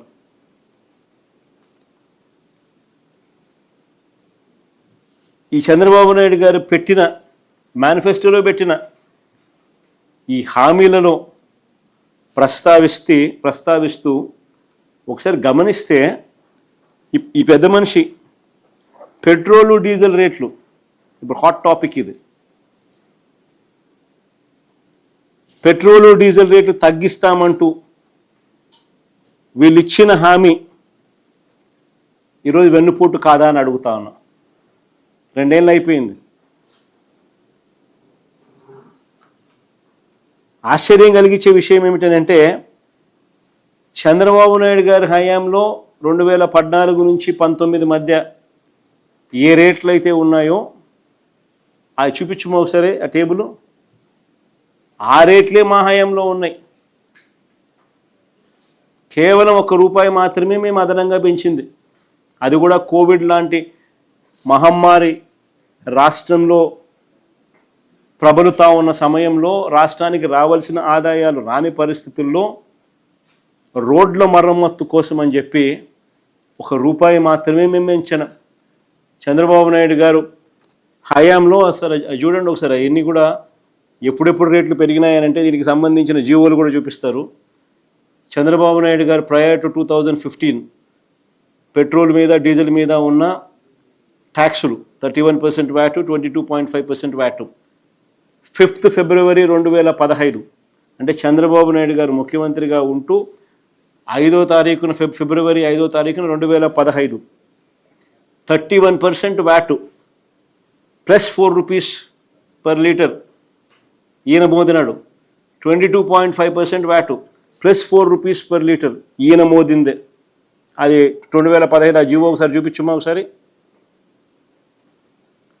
ఇది 2015 చంద్రబాబు నాయుడు గారు స్వయంగా జీవో ఇష్యూ చేసి మోదనం మొదలెట్టిన జీవో ఇది. ఈ పక్క రైట్ సైడ్ చూడండి అమ్మా ఒకసారి. రైట్ సైడ్ చూస్తే మీరు ఇన్ ద said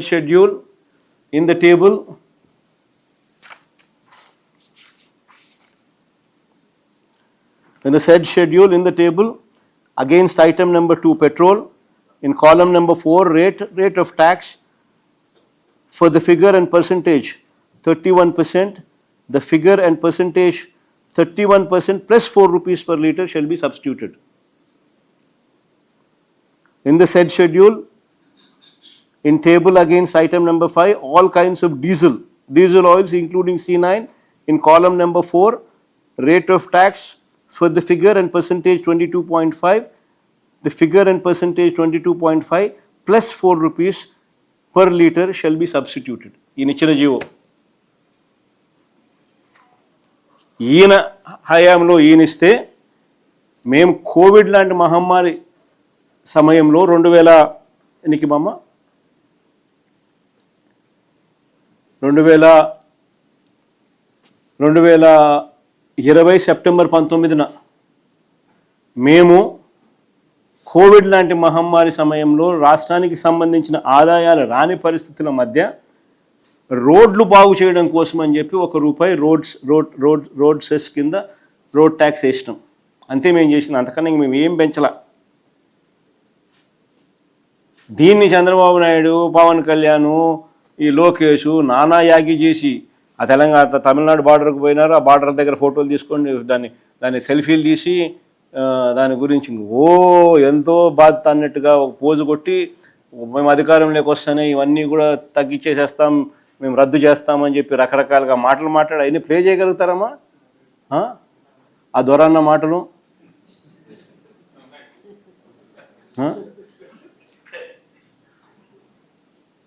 ప్లే చేయవు సరే.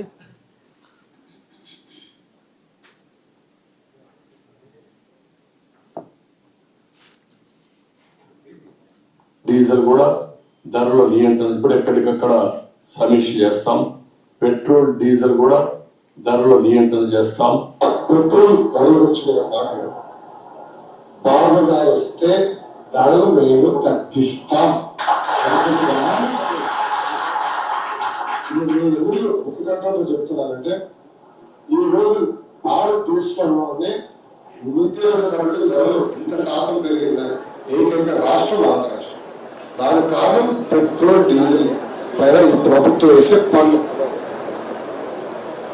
చాలా ఇప్పుడు గూడ్స్ ఆటో ఉంటుంది, ఏం పట్టుకెళ్తారండి? నిత్యావసర సరుకులే కదా. వీళ్ళ చేతగాంతనం వల్ల నిత్యావసర సరుకుల ధరలు ఇంత పెరిగింది. సో రేపు అధికారంలోకి వచ్చిన తర్వాత ఎట్టి పరిస్థితుల్లో మేము ధరలు తగ్గిస్తాం, మీకు పెట్రోల్ డీజిల్ అందుబాటులో తీసుకొస్తాం. అని దీని తర్వాత మళ్ళీ మేనిఫెస్టో తీసుకోండి. ఆ మేనిఫెస్టో ఒకసారి చూపించము, ఒకసారి మేనిఫెస్టోలో వీళ్ళు రాసిన మాటలు అలా ఇదే మాటలు మేనిఫెస్టోలో కూడా పెట్టినారు. అధికారంలోకి వస్తూనే పెట్రోలు డీజిల్ రేట్లు వెంటనే తగ్గిస్తాము అని చెప్పి. 2 ఏళ్ళు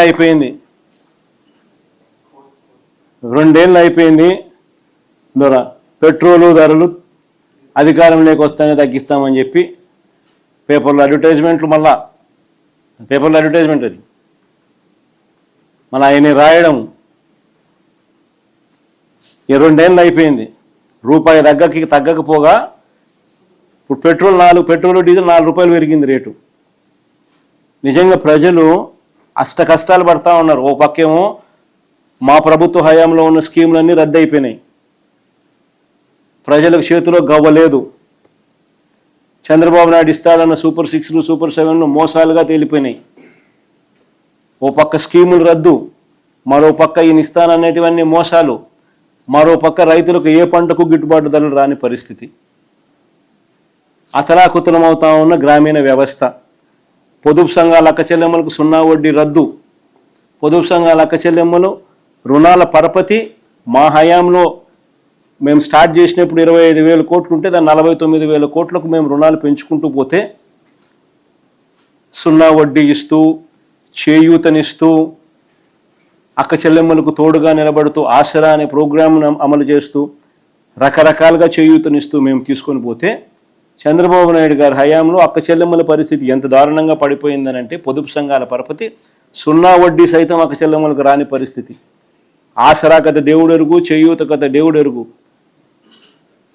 అన్ని పథకాలు రద్దయిపోయినాయి వైఎస్ఆర్సీపీ ప్రభుత్వంలో ఉన్నటువన్నీ కూడా. ఈయన ఇస్తానన్న సూపర్ 6 సూపర్ 7లు మోసాలుగా తేలాయి.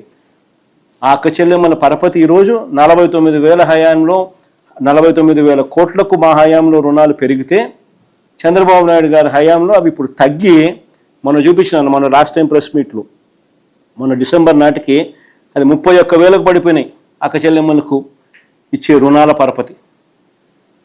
ఇప్పటికే ఓ పక్క గ్రామీణ వ్యవస్థలో రైతు సంతోషంగా లేడు, ఏ పంటకు గిట్టుబాటు ధర లేదు, ఉచిత పంటల బీమా పథకం లేదు, క్రాప్ ఇన్సూరెన్స్ లేదు, ఇన్పుట్ సబ్సిడీ లేదు. మోంతా తుఫాన్ వస్తే ఇంతవరకు వచ్చిన ఇన్పుట్ సబ్సిడీ ఇంతవరకు ఇవ్వలేదు. ఏ పంటకు గిట్టుబాటు ధరలు లేవు. గ్రామీణ వ్యవస్థ అంతా కూడా కుప్పకూలిపోయిన పరిస్థితుల్లో 4 రూపాయలు పెట్రోలు డీజిల్ రేట్లు పెరిగినాయి. మరి పెద్ద మనిషి చంద్రబాబు నాయుడు గారు ఏం చేయాలి? చంపలు వేసుకొని 2 ఏళ్ల కిందటి నేను పెంచాల్సింది, కనీసం ఇప్పుడన్నా నేను చంపలు వేసుకొని పెంచుతున్నాను అని చెప్పి కనీసం సారీ చెప్పి చంపలు వేసుకొని కనీసం ఇప్పుడన్నా తగ్గించాలన్నా? వాళ్ళు పెంచిన 4 రూపాయలు ప్లస్ ఈయన తగ్గిస్తానన్న అమౌంట్ కలిసి కనీసం 8 రూపాయలన్నా తగ్గించాలన్నా లేదా? లీడర్కు మేనిఫెస్టోలో పెట్టినాడు, స్పీచ్లు ఇచ్చినాడు, ఎన్ని చెప్పినాడు. తగ్గించకపోగా ఈ మనిషి ఏం చేసినాడు తెలుసా? ఇది స్కామ్. సంక్షోభంలో స్కాములు ఎలా చేస్తారు చంద్రబాబు నాయుడు దగ్గర నుంచి మనం నేర్చుకోవాలి. ఇప్పుడు చెప్తా. ఓ పక్క ఏప్రిల్లో మీ అందరికీ తెలిసే ఉంటుంది, ఏప్రిల్లో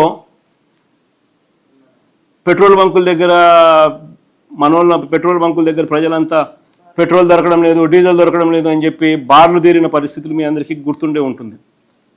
సో పెట్రోల్ దొరక్క బార్లు తీరిన పరిస్థితుల్లో ప్రజలు ఉన్న సమయంలో ప్రజలకు మంచి చేయాలన్న చంద్రబాబు నాయుడు గారు కేంద్ర ప్రభుత్వంలో ఆయన భాగస్వాముడిగా ఉన్నాడు కాబట్టి ఇంగారంతా ఎక్కువ ఒత్తిడి తీసుకొని వచ్చి ఎక్కువ పెట్రోల్ ఎక్కువ డీజిల్ మనకు అందుబాటులోకి ఉంచి కనీసం ప్రజలకు మేలు చేయాలని ఆలోచన చేయాల్సింది పోయి చంద్రబాబు నాయుడు ఏం చేశారు తెలుసా? ఐఓసికి, ఈ ఆయిల్ మార్కెటింగ్ కంపెనీస్ ఉన్నాయి, బీపీసీఎల్, ఐఓసి, వీళ్ళకందరికీ ఏమని లెటర్ రాస్తారు తెలుసా?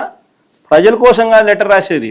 అమరావతిలో కాంట్రాక్టర్లకు రీటైల్ బంకుల్లో బల్క్ సప్లై అనేది వాళ్ళకు ఇవ్వకండి, అవి రేట్ ఎక్కువ,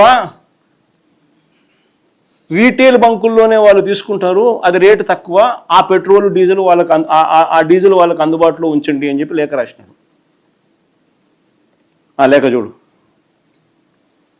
చంద్రబాబు నాయుడు గారు ఆయిల్ మార్కెటింగ్ కంపెనీస్కి రాసిన లేఖ. అమరావతిలో కాంట్రాక్టర్ల కోసం, ప్రజల కోసం కాదు రాసిందని. దానికి కేంద్ర ప్రభుత్వం చంద్రబాబు నాయుడు గారికి చివాట్లు పెడుతూ లేఖ మళ్ళీ ఎన్నికి రాసింది. ఏమని? బుద్ధి జ్ఞానం ఉందా లేదా నీకు చంద్రబాబు? దేశంలో అసలు పెట్రోల్ డీజిల్ దొరక్క ప్రజలంతా అవస్థలు పడుతూ ఉంటే బల్క్ డీజిల్ కొంటే రేట్ ఎక్కువ అని చెప్పి కాంట్రాక్టర్లకు రీటైల్ బంకుల్లో డీజిల్ పోయమని చెప్పి నువ్వు బుద్ధి జ్ఞానం ముందు అడుగుతా ఉన్నావా చంద్రబాబు అని చెప్పి కేంద్ర ప్రభుత్వం చివాట్లు పెడుతూ చంద్రబాబు నాయుడుకు రాసిన లేఖ.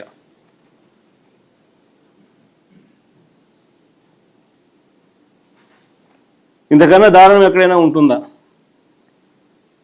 ప్రజల గురించి ఆలోచన చేయాల్సిన సమయంలో ప్రజల గురించి ఆలోచన చేయకుండా అమరావతిలో కాంట్రాక్టర్ల గురించి, ఈయన ఆ కాంట్రాక్ట్ పనులలో ఈయనకు వచ్చే డబ్బుల గురించి, ఈయన స్కాముల గురించి మాత్రం ఆలోచన చేసేటోడు ప్రపంచ చరిత్రలో ఎవడైనా ఉంటాడా? ఈ ముఖ్యమంత్రి తప్ప. ఇంకో 2 లెటర్లు పెట్టిన నేను. ఏపీ గవర్నమెంటు రాసిన లెటరు 24/4/2026, అంటే 24 ఏప్రిల్ 2026న ఆంధ్రప్రదేశ్ గవర్నమెంటు ఆయిల్ మార్కెటింగ్ కంపెనీస్కు, అంటే ఐఓసికి, బీపీసీఎల్కు, హెచ్పికి వీళ్ళు రాసిన లేఖలు. కేంద్ర ప్రభుత్వం చంద్రబాబు నాయుడును తిడుతూ చివాట్లు పెడుతూ 20 ఏప్రిల్లో అంటే ఐఓసి వాళ్ళు, బీపీసీఎల్, హెచ్పి వాళ్ళు వెంటనే వాళ్ళకి ఫోన్ చేసి కేంద్ర మంత్రికి చెప్పినారు, చంద్రబాబు నాయుడు మీ కూటమిలో సభ్యుడు ఇట్లా అడుగుతా ఉన్నాడు, ఏం చేయమంటాం మమ్మల్ని, మేమేం చేయాలో మాకు అర్థం కావడం లేదని చెప్పి. ఆ నుంచి వెంటనే మోడీ అంటుకున్నాడు. బుద్ధి జ్ఞానం ఉందా చంద్రబాబు నీకు? ఏం మాట్లాడుతున్నావు, ఏం చేస్తున్నావు, నీకు అర్థమవుతాను. వాళ్ళు వెంటనే లెటర్ రాసినారు. అంటే ఏం ఆలోచనలు చేస్తూ ఉన్నారు? ఒకవైపున నువ్వు ఎన్నికల్లో ఇచ్చిన మాటను నెరవేర్చడం లేదు, మేనిఫెస్టోలో పెట్టిన మాటను చెత్తబుట్టలో వేస్తున్నావు. మరో పక్కన ప్రజలు ఇబ్బందుల్లో ఉంటే ప్రజల ఇబ్బందుల్లో వాళ్ళకు తోడుగా ఉండాల్సింది పోయి నువ్వు నీ కాంట్రాక్టర్ల గురించి ఆలోచన చేసి బల్క్లో వాళ్ళు డీజిల్ కొంటే 155 రూపాయలు అవుతుందని, రీటైల్ పెట్రోల్ బంకుల్లో కొంటే 101 రూపాయికే, 100 రూపాయల 101 రూపాయికే లీటర్కు డీజిల్ దొరుకుతుందని వాళ్ళకు 101 రూపాయికే లీటర్ పోయమని చెప్పి, రీటైల్ బంకుల్లో పోయమని చెప్పి నువ్వు లేఖ రాస్తావు.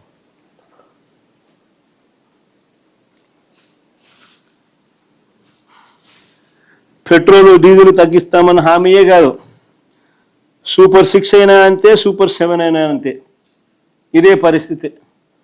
ఒకసారి అది చూపించుమో, ఒకసారి మేనిఫెస్టో ఆయన ఎన్నికలకు ముందు ఈనాడు పేపర్ కటింగ్ ఒకసారి పెద్ద పెద్ద అడ్వర్టైజ్మెంట్లు ఇచ్చి ఏ రకంగా చూపించినాడో ఆ సూపర్ 6, సూపర్ 7 హామీలు ఒకసారి చూపించు. ఒకసారి ఆడబిడ్డ నిధి కింద ఇస్తానన్న నెలకు 1500, 2 ఏళ్ళు అవుతా ఉంది, ఇంతవరకు రూపాయిలే. ప్రతి అక్క చెల్లెమ్మకు 18 ఏళ్ళు నిండిన ప్రతి అక్క చెల్లెమ్మకు ఆడబిడ్డ నిధి కింద, ఈయనన్న మాట, ఆడబిడ్డ నిధి కింద నెలకు 1500 ఇస్తాను అని చెప్పిన మాట. ప్రతి మహిళకు నెలకు 1500, సూపర్ 6, సూపర్ 7 అడ్వర్టైజ్మెంటు. 2 ఏళ్ళు అయింది, సంవత్సరానికి 18,000, 1500 ఇంటూ 12 నెలలు అంటే, ఇంటూ 2 ఏళ్ళు అంటే 36,000. ప్రతి మహిళకు ఇప్పటికే 36,000 బాకీ, ఇంతవరకు రూపాయి ఇచ్చింది లేదు. ప్రతి నిరుద్యోగికి నెలకు 3,000, ప్రతి నిరుద్యోగికి నెలకు 3,000 రూపాయలు నిరుద్యోగ భృతి అన్నాడు. ఇప్పటికి 2 ఏళ్ళు అయిపోయింది, సంవత్సరానికి 36,000 బాకీ, 2 ఏళ్ళు అయింది. ప్రతి నిరుద్యోగికి 72,000 రూపాయలు ప్రతి నిరుద్యోగికి బాకీ. ఇంటింటికి పోయి బాండ్లు ఇచ్చినారు. ఆ బాండ్లు కూడా ఒకసారి చూపించము ఒకసారి సంతకాలు. చూడు, పక్కన చంద్రబాబు నాయుడు, పక్కన పవన్ కళ్యాణ్, మళ్ళీ వీళ్ళ సంతకాలు, మళ్ళీ దానికి ఒక మళ్ళీ ఏంది మళ్ళీ వీళ్ళ త్రికరణ శుద్ధిగా వీళ్ళు చేస్తూ ఉన్న ప్రమాణం. చదువు ఒకసారి, నీకు దగ్గరగా ఉందంతా చదువు ఒకసారి. ఆ ప్రమాణం ఎంత, ఏం ప్రమాణము? మైక్ పెట్టుకుని చదువు బట్టి రాయ్ సార్, చెప్పండి, చెప్పు. మెల్లగా చదివితే మాకు అర్థమవుతుంది. మా సమిష్టి నాయకత్వంపై ఉంచిన నమ్మకాన్ని నిలబెట్టుకుంటామని త్రికరణ శుద్ధితో ప్రమాణం చేస్తున్నాం. 2024లో టీడీపీ జనసేనల సంయుక్త పార్టీ అధికారంలోకి వచ్చాక మేమిద్దరం భవిష్యత్ గ్యారంటీలోని వాగ్దానాలను అమలు చేయడంతో పాటు మన రాష్ట్ర అభివృద్ధికి, పురోగతికి సమన్వయంతో, పరస్పర సహకారంతో సమిష్టిగా కృషి చేస్తామని ప్రతిజ్ఞ చేస్తున్నాం. ఎప్పటి నుంచి మరి కింద చూడు, జూన్ 2024 నుంచి ప్రారంభం సినిమా అని రాసినారు. జూన్ 2024 నుంచి ప్రారంభం, సినిమా ప్రారంభం. అది ఇది చేసినారు. ఇంతవరకు 3,000 రూపాయలు నిరుద్యోగ వృత్తి అంటే సంవత్సరానికి 36,000 రూపాయలు, 2 ఏళ్లకు 72,000 రూపాయలు. ఒక్కరికంటే ఒక్కరికి ఇంతవరకు రూపాయి ఇచ్చిందా. మళ్ళీ ఏం కొట్టింది, 50 ఏళ్ళకి పక్క కింద రాసిన చూడమా, 50 ఏళ్ళకే పెన్షన్. ఎస్సీ, ఎస్టీ, బీసీ మైనార్టీకి 4,000 రూపాయలు నెల పెన్షన్ 50 ఏళ్ళకే. అది సినిమా ప్రారంభం జూన్ 2024 నుంచి ప్రారంభం సినిమా. ఇది ఇచ్చిన బాండ్ ప్రతి మహిళకు, ప్రతి పెన్షన్దారికి, ప్రతి ఎస్సీ, ఎస్టీ, బీసీ మైనారిటీల ప్రతి వ్యక్తికి, ఇది ప్రతి వ్యక్తికి నెలకు 4,000 రూపాయలు అంటే 48,000 రూపాయలు నెలకు, సంవత్సరానికి 96,000 ఈ 2 ఏళ్ళకు బాకీ. ఇంతవరకు రూపాయి ఇచ్చిందిలా. నిజంగా ఇంట్లో గ్రామాలలో ప్రతి ఇంట్లో తిట్టుకొని తిడతా ఉన్నాడు Chandrababu Naidu.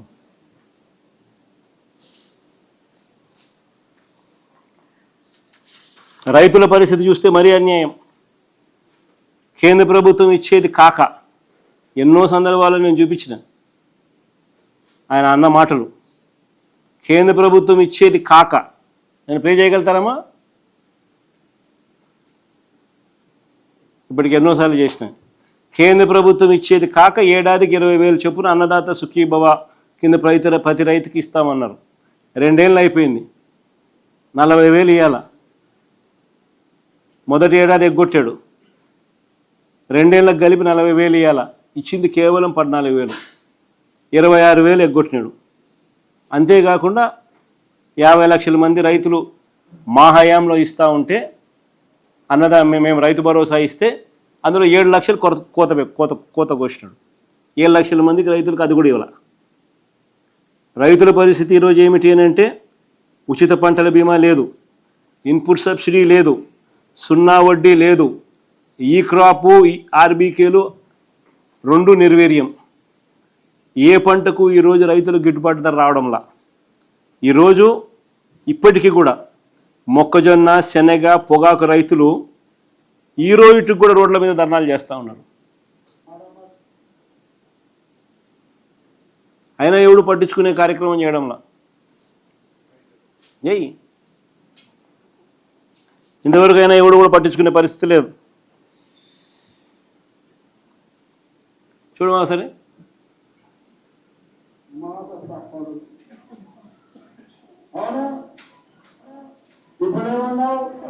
Government of India 6,000 రూపాయలు ఇస్తుంది కాబట్టి అది మైనస్ చేసి నేను 6,500 రూపాయలు ఇస్తానని చెప్పిన పెద్ద మనిషి ఎవరో ఇది చెప్పలా. రైతుకు సంవత్సరానికి 20,000 రూపాయలు ఇప్పుడు ఇచ్చేది కాకుండా 20,000 వరకు ఇచ్చేట్టుగా తెలుగుదేశం పార్టీ నిర్ణయం చేశాం. నోరు తెరిస్తే అబద్ధాలు, నోరు తెరిస్తే మోసం. అసలు కేంద్ర ప్రభుత్వానికి రైతు భరోసా గురించి చెప్పింది మేము. నేను రైతు భరోసా చెప్పిన తర్వాత నా పాదయాత్ర జరిగి క్లైమాక్స్కి వచ్చిన తర్వాత అప్పుడు మళ్ళీ వాళ్ళ మోడీ వాళ్ళు మళ్ళీ లాస్ట్లో చివరిలో వాళ్ళు ఈ స్కీమ్ తీసుకొచ్చినారు. ప్రభుత్వం నోరు తెరిస్తే అబద్ధాలు. మిగతా సూపర్ 6 సూపర్ 7లో ఇంకా ముందుకు పోయినామనంటే చివరికి రాష్ట్రంలో ఎక్కడికి వెళ్ళినా మహిళలకు ఫ్రీ బస్ అన్నాడు. 16 కేటగిరీల బస్సులు ఉంటే కేవలం 5 కేటగిరీలకు మాత్రమే పర్మిట్ చేస్తా ఉన్నాడు. ఆ 5 కేటగిరీలు పర్మిట్ చేసే దానిని కూడా ఇప్పుడు మళ్ళీ క్వశ్చన్ మార్క్లోకి వచ్చింది. ఏమంటా ఉన్నాడు ఇప్పుడు ఆర్టీసీ బస్సులన్నీ తీసేసి ఎలక్ట్రిక్ బస్సులు తీసుకొస్తారు.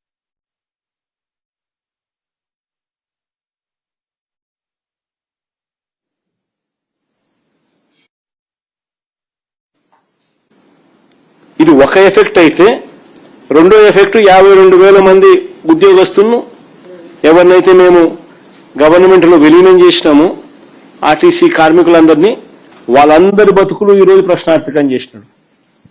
ఏకంగా 12 డిపోలు ప్రైవేట్ పరం చేసినాడు భూములన్నీ. ఇక భవిష్యత్తులో ఫ్రీ బస్సు ఉండదు, ఆర్టీసీ బస్సు ఉండదు, ఆర్టీసీ ఉండదు. గ్యాస్ సిలిండర్ల పరిస్థితి అంతే. ఇప్పుడు 9 సిలిండర్లు ఇవ్వాలి ఈ 3వ సంవత్సరం కలుపుకుంటే. ఇంతవరకు ఇచ్చింది 1, 2. అది కూడా అందరికీ ఇలా నెంబర్ డ్రాస్టిక్గా తగ్గించేసినారు. 1,56,00,000 నుంచి ఇప్పుడు 90 లక్షలు తగ్గించేసినారు. ఇచ్చి అరకొర కూడా. అమ్మఒడి అంతే. ఎంతమంది పిల్లలుంటే అంతమందికి అమ్మఒడి అన్నారు. చివరికి చూస్తే 20 లక్షల మంది పిల్లలు తగ్గించేసినారు. 15,000 కదా దేవుడు ఎరుగు. కొందరికి 9,000, కొందరికి 8,000, కొందరికి 10,000, కొందరికి మాత్రమే 13,000. ఇది అమ్మఒడి పరిస్థితి. నోరు తెరిస్తే అబద్ధాలు, నోరు తెరిస్తే మోసం. పెన్షన్లు మా హయాంలో, ఆ టేబుల్ ఏమో పెన్షన్ల హయాము 2024 మార్చిలో ఎన్నికల షెడ్యూల్ వచ్చే టయానికల్లా మా హయాంలో 66,34,372 పెన్షన్లు మా హయాంలో మేము పంపిణీ చేస్తా ఉంటే ఇంటి వద్దకే పంపించి, చంద్రబాబు నాయుడు హయాంలో పెన్షన్ 1,000 రూపాయలు. మా హయాంలో దాన్ని 3,000కు పెంచుకుంటూ పోయాం. ఇంటి వద్దకే పెన్షన్ పంపించే కార్యక్రమం చేసినాం. ఆత్మగౌరవాన్ని నిలబెడుతూ 66,34,372 మందికి పెన్షన్ మా హయాంలో ఇస్తే, చంద్రబాబు నాయుడు గారు ఇప్పుడు దాన్ని తగ్గించి మన మేలో ఇచ్చిన దానికి, ఈ మేలో ఇచ్చింది ఎంతమందికి చూస్తే 60,11,293 మందికి. అంటే ఏకంగా 6,23,079 మంది పెన్షన్లు తగ్గించేసినాడు. ప్రతి నెల 25,000 తగ్గిస్తా ఉన్నారు. ప్రతి నెల 25,000 కట్. కొత్త పెన్షన్ ఒకటి అడిషనల్ గా ఈకపోగా ప్రతి నెల 25,000 కట్ చేస్తూ ఇప్పటికే 6,23,000 పెన్షన్, 6,23,079 పెన్షన్లు కట్ చేసినారు.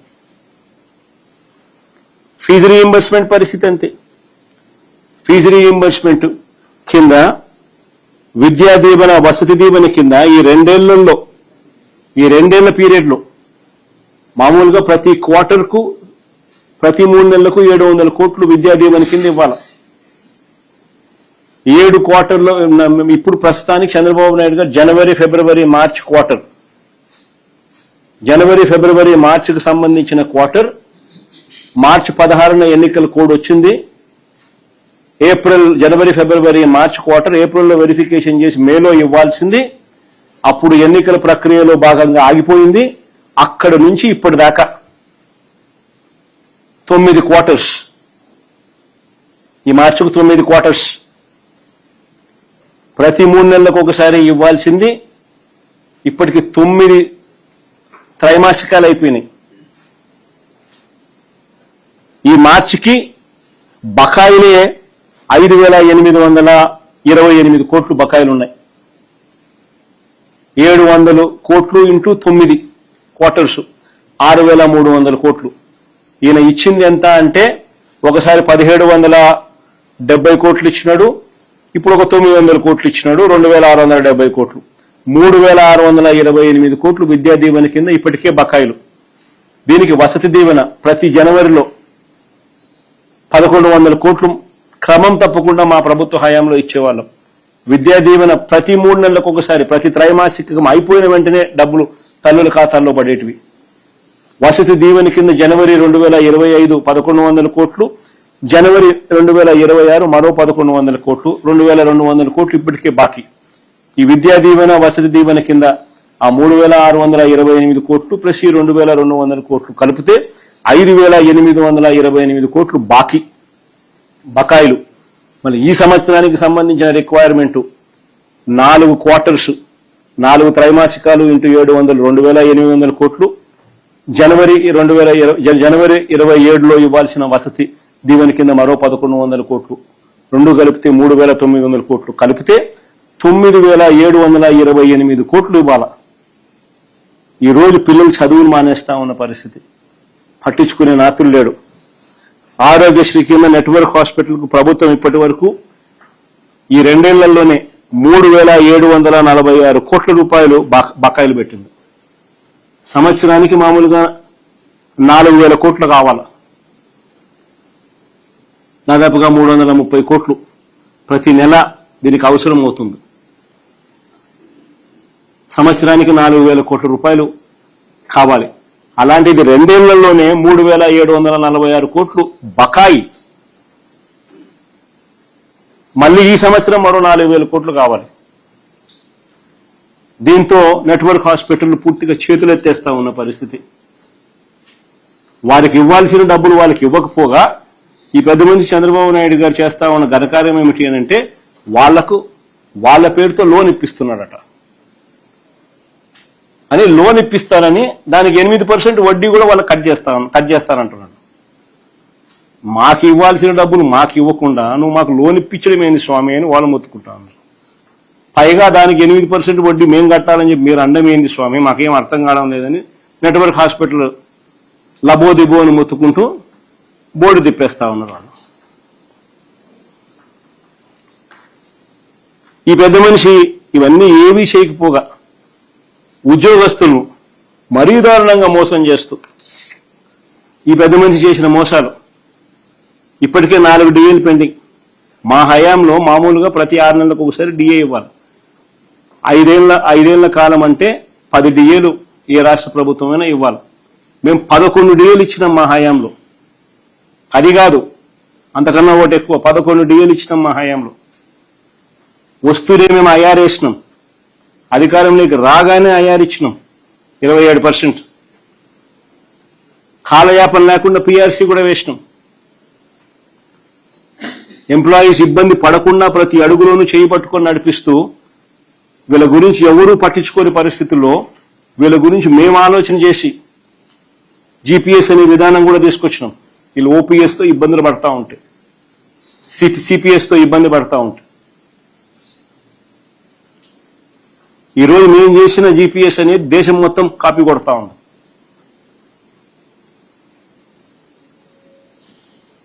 ఈరోజు పరిస్థితి చూస్తే ఉద్యోగులకు 4 డిఏలు పెండింగ్. ఈ జూన్ వస్తే 5వ డిఏ పెండింగ్. ఈ జూన్లో 5వ డిఏ కూడా పెండింగ్. అధికారంలోకి వస్తానే ఐఆర్ అన్నారు, ఇంతవరకు రూపాయి ఇచ్చిన పాపాన పోలా. మెరుగైన పిఆర్సీ అన్నాడు, మా హయాంలో వేసిన పిఆర్సీ చైర్మన్ కూడా తీసేసినారు, కొత్తోని కావాలని వేయడంలా. ఎందుకంటే కొత్త వాళ్ళని వేసినారు అని అంటే మళ్ళా రిపోర్ట్ రికమెండేషన్స్ వచ్చిందంటే వెంటనే జీతాలు పెంచాలి. కాబట్టి ఉద్యోగస్తులకు అసలు పిఆర్సీ వేయడంలా. పోలీస్ సోదరులకు ఇచ్చే సరెండర్ లీవ్స్ 5 పెండింగ్ ఇప్పటికే.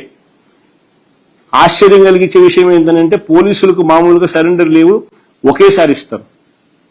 సరెండర్ లీవ్ కనీసం ఇస్తే ఒకేసారి ఇస్తారు. ఒక సరెండర్ లీవ్ వస్తే కనీసం వాళ్ళకు 60,000 రూపాయలన్నా కనీసం చేతికి అందుతుంది. 60,000తో వాళ్ళు ఏదో కొబ్బు ఏదో చేసుకోవాల్సినట్టు ఏదైనా చేసుకుంటారు. మొట్టమొదటిసారిగా చంద్రబాబు నాయుడు సరెండర్ లీవ్ను కూడా స్ప్లిట్ చేస్తున్నాడు. సరెండర్ లీవ్ను కూడా వాయిదా పద్ధతులు పెడతా ఉన్నాడు. ఒకవైపు సరెండర్ లీవ్లలో వాయిదాలు పెడుతూనే మరోవైపున 5 సరెండర్ లీవ్స్ పెండింగ్, 15 నెలలు టీఏలు పెండింగ్ పోలీసులకు. మేము తెచ్చిన జీపీఎస్ లేదు, ఓపీఎస్ లేదు. ఎన్నికలకు ముందు ప్రతి నెల 1వ తేదీన ఉద్యోగస్తులకు అందరికీ జీతాలు అన్నాడు. ఈ రోజు పరిస్థితి ఏంటంటే నెలలో జీతాలు ఎప్పుడు వస్తాయో ఎవరికి తెలియదు.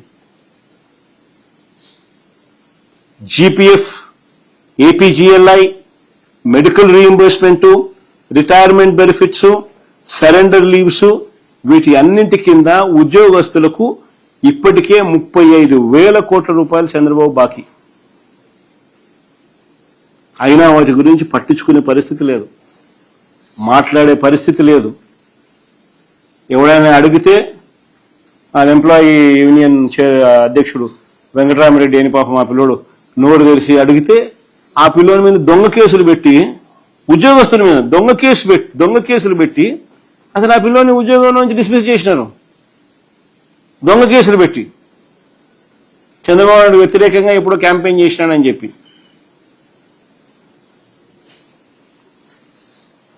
ఇప్పుడు ఈ మనిషి ఏమంటాడు? సంపద సృష్టిస్తానన్న చంద్రబాబు ఇప్పుడు ఏమంటున్నాడు? సంతానమే సంపద అంటున్నాడు. సంపద సృష్టిస్తాను అని చెప్పిన ఈ పెద్ద మనిషి ఇప్పుడు ఏమంటా ఉన్నాడు? సంతానమే సంపద అంటున్నాడు. అని అంటూ ఏమంటున్నాడు? ముగ్గురిని కానండి, నలుగురిని కానండి అంటాడు. ఇంకా మోటివేట్ చేస్తూ ఇంకా ఏమంటాడు? మీరు ముగ్గురిని కంటే నేను 30,000 ఇస్తానంటాడు. నలుగురిని కంటే ఇంకా 30,000 అంటాడు. 40,000 ఇస్తానంటున్నాడు. ప్రజలంతా మొత్తుకుంటా ఉన్నారు. అయ్యా 30,000 కథ, 40,000 కథ దేవుడు ఎరుగు, 3వ సంతానం 4వ సంతానం కథ దేవుడు ఎరుగు. నువ్వు సూపర్ 6, సూపర్ 7లో ఇచ్చిన హామీలు ఏమైనాయి స్వామి? ఇంతవరకు వాటి పరిస్థితే దిక్కు తెలియడం లేదు మాకు. ఫస్ట్ వాటి గురించి ఆలోచన చేయి నువ్వు. ఆ తర్వాత నువ్వు 3వ సంతానము 4వ సంతానం గురించి నువ్వు చెప్తే ఏదో అంతో ఇంత వినేదానికి అవకాశం ఉంది అని ప్రజలు ఈరోజు మొత్తుకుంటా ఉన్నారు. నిజంగా మొట్టమొదటిసారిగా నేను చూస్తా ఉన్నా ఈ పెద్ద మనిషి చంద్రబాబు నాయుడు గారు ఏదైతే చెప్తాడో కనీసం ఆయనన్నా పాటించాలనా? కనీసం ఆయన కొడుకైనా పాటించాలనా? ఆయన కొడుకు ఒకడే, ఆయనకు ఒకడే. కానీ బీదోళ్ళకు మాత్రం 4 కావాలా, వాళ్ళు చదువుకోకూడదు, వాళ్ళ క్వాలిటీ ఎడ్యుకేషన్ ఇవ్వకూడదు, వాళ్ళకి ఇంగ్లీష్ మీడియం చదువులు ఇవ్వకూడదు, వాళ్ళ బతుకులు ఎప్పుడు చితికిపోయి ఉండాలా అనే ఆలోచన, దిక్కుమాలిన ఆలోచన చేయగలిగిన వ్యక్తి ఈ ప్రపంచంలో ఎవడన్నా ఉన్నాడంటే ఒక చంద్రబాబు తప్ప ఇంక మూడోవాడు ఎవడు ఉండడు. నిజంగా ఎడ్యుకేషన్ అనేది ఇచ్చేసరికి క్వాలిటీ ఎడ్యుకేషన్ ఇవ్వాలి. ఈరోజు రాష్ట్రంలో పరిస్థితి ఏమిటి? విద్య, వైద్యం, వ్యవసాయం అన్నీ కూడా పూర్తిగా మూలన పడ్డ పరిస్థితులు. ఈరోజు పరిస్థితి ఏమిటి? స్కూళ్లలో పూర్తిగా ఇంగ్లీష్ మీడియం చదువులు ఆగిపోయిన పరిస్థితులు. 3వ తరగతి నుంచి టోఫుల్ మా హయాంలో తీసుకొచ్చి ఒక పీరియడ్ కింద పెడితే టోఫుల్ అనేది ఇప్పుడు తీసేసిన పరిస్థితి. మా హయాంలో ఇంగ్లీష్ మీడియము, సిబిఎస్ఈ, ఐబీ దాకా ప్రయాణం అని చెప్పి మేము తీసుకొస్తే అసలు ఇంగ్లీష్ మీడియమే లేకుండా చేసిన పరిస్థితి. 3వ తరగతి నుంచి సబ్జెక్ట్ టీచర్ కాన్సెప్ట్ మేము తీసుకొస్తే అది గాలికి వదిలేసిన పరిస్థితి. నాడు నేడుతో మేము స్కూళ్లను బాగుపరుస్తే పూర్తిగా నాడు నేడును గాలికి వదిలేసిన పరిస్థితి ఈరోజు. 6వ తరగతి నుంచి ప్రతి క్లాస్ రూమ్ను డిజిటైజ్ చేసి ప్రైవేట్ స్కూళ్లు గవర్నమెంట్ స్కూళ్లతో పోటీ పడే పరిస్థితి మా హయాంలో మేము తీసుకొస్తే ఈరోజు గవర్నమెంట్ స్కూళ్లలో చేర్పించడానికి తల్లిదండ్రులు మళ్ళీ హెసిటేట్ చేస్తా ఉన్న పరిస్థితి చంద్రబాబు నాయుడు హయాంలో. 8వ తరగతి పిల్లలకు గవర్నమెంట్ స్కూళ్లలో 8వ తరగతికి వచ్చేసరికి ఆ పిల్లల చేతుల్లో ట్యాబులు పెట్టి ఒక మంచి మేనమామల ఆ పిల్లలను మేము చదివిస్తే ఈ రోజు పిల్లలను ట్యాబులు కథ దేవుడు అడుగు, కనీసం గోరుముద్దలో కూడా క్వాలిటీ లేని పరిస్థితిలో ఈరోజు స్కూల్ నడుస్తూ ఉన్నాయి. ఈరోజు ఫీజు రీఎంబర్స్మెంట్ లేదు, విద్యా దీవెన లేదు, వసతి దీవెన లేదు, చదువులు ఆపేస్తా ఉన్న పరిస్థితి. స్కూళ్ళు, హాస్టళ్లు, అంగన్వాడీల్లో ఈరోజు సరిగ్గా సరైన పౌష్టికాహారం అందక ఈరోజు పిల్లలు హాస్పిటలైజ్ అవుతా ఉన్న పరిస్థితులు. హాస్పిటల్ను నాశనం చేసినారు. విలేజ్ క్లినిక్ల దగ్గర నుంచి, పిహెచ్సిల నుంచి నాడు నేడు తీసుకొచ్చి అన్ని హాస్పిటల్స్ ను రిఫార్మ్స్ లో మేము చేస్తే 0 వేకెన్సీ పాలసీ తీసుకొచ్చి సూపర్ స్పెషాలిటీ వైద్యులు గవర్నమెంట్ హాస్పిటల్లో కొరత లేని పరిస్థితి మా హయాంలో ఉంటే ఈరోజు పూర్తిగా అన్ని నాశనం అయిపోయిన పరిస్థితి. 17 కొత్తగా మెడికల్ కాలేజీలు కట్టడానికి మేము శ్రీకారం చుడితే కేవలం 5,000 కోట్లు ఖర్చు చేస్తే చాలు ఆ 17 మెడికల్ కాలేజీలు పూర్తయిపోయి బ్రహ్మాండంగా నడిచే పరిస్థితిలోకి తీసుకురావాల్సిన 17లో ఆల్రెడీ మా హయాంలోనే 3 అయిపోయినాయి. మిగిలినటివన్నీ కూడా రకరకాల స్టేజుల్లో ఉన్నాయి. కేవలం 5,000 కోట్లు పెడితే చాలు, అది కూడా 5 ఏళ్లలో పెడితే చాలు, ఆ 17 మెడికల్ మిగిలిన 14 కూడా అందుబాటులోకి వచ్చి పిల్లలందరికీ కూడా ఇక్కడే క్వాలిటీ ఎడ్యుకేషన్ దొరికే పరిస్థితిని పక్కన పెట్టి అది అమ్మే కార్యక్రమం చేస్తా ఉన్నారు. అమరావతిలో బిల్డింగులకు గ్లాస్ కోసం అద్దాల కోసం 2500 కోట్లు పెట్టడానికి ముందుకు వస్తాడు. మెడికల్ కాలేజీలకు డబ్బులు ఇవ్వడానికి మాత్రం ఈయనకు మనసు రాదు. నాడు నేడు స్కూళ్ళల్లో నాడు నేడు కింద స్కూళ్ళను బాగుపరచడానికి మాత్రం ఈయనకు మనసు రాదు.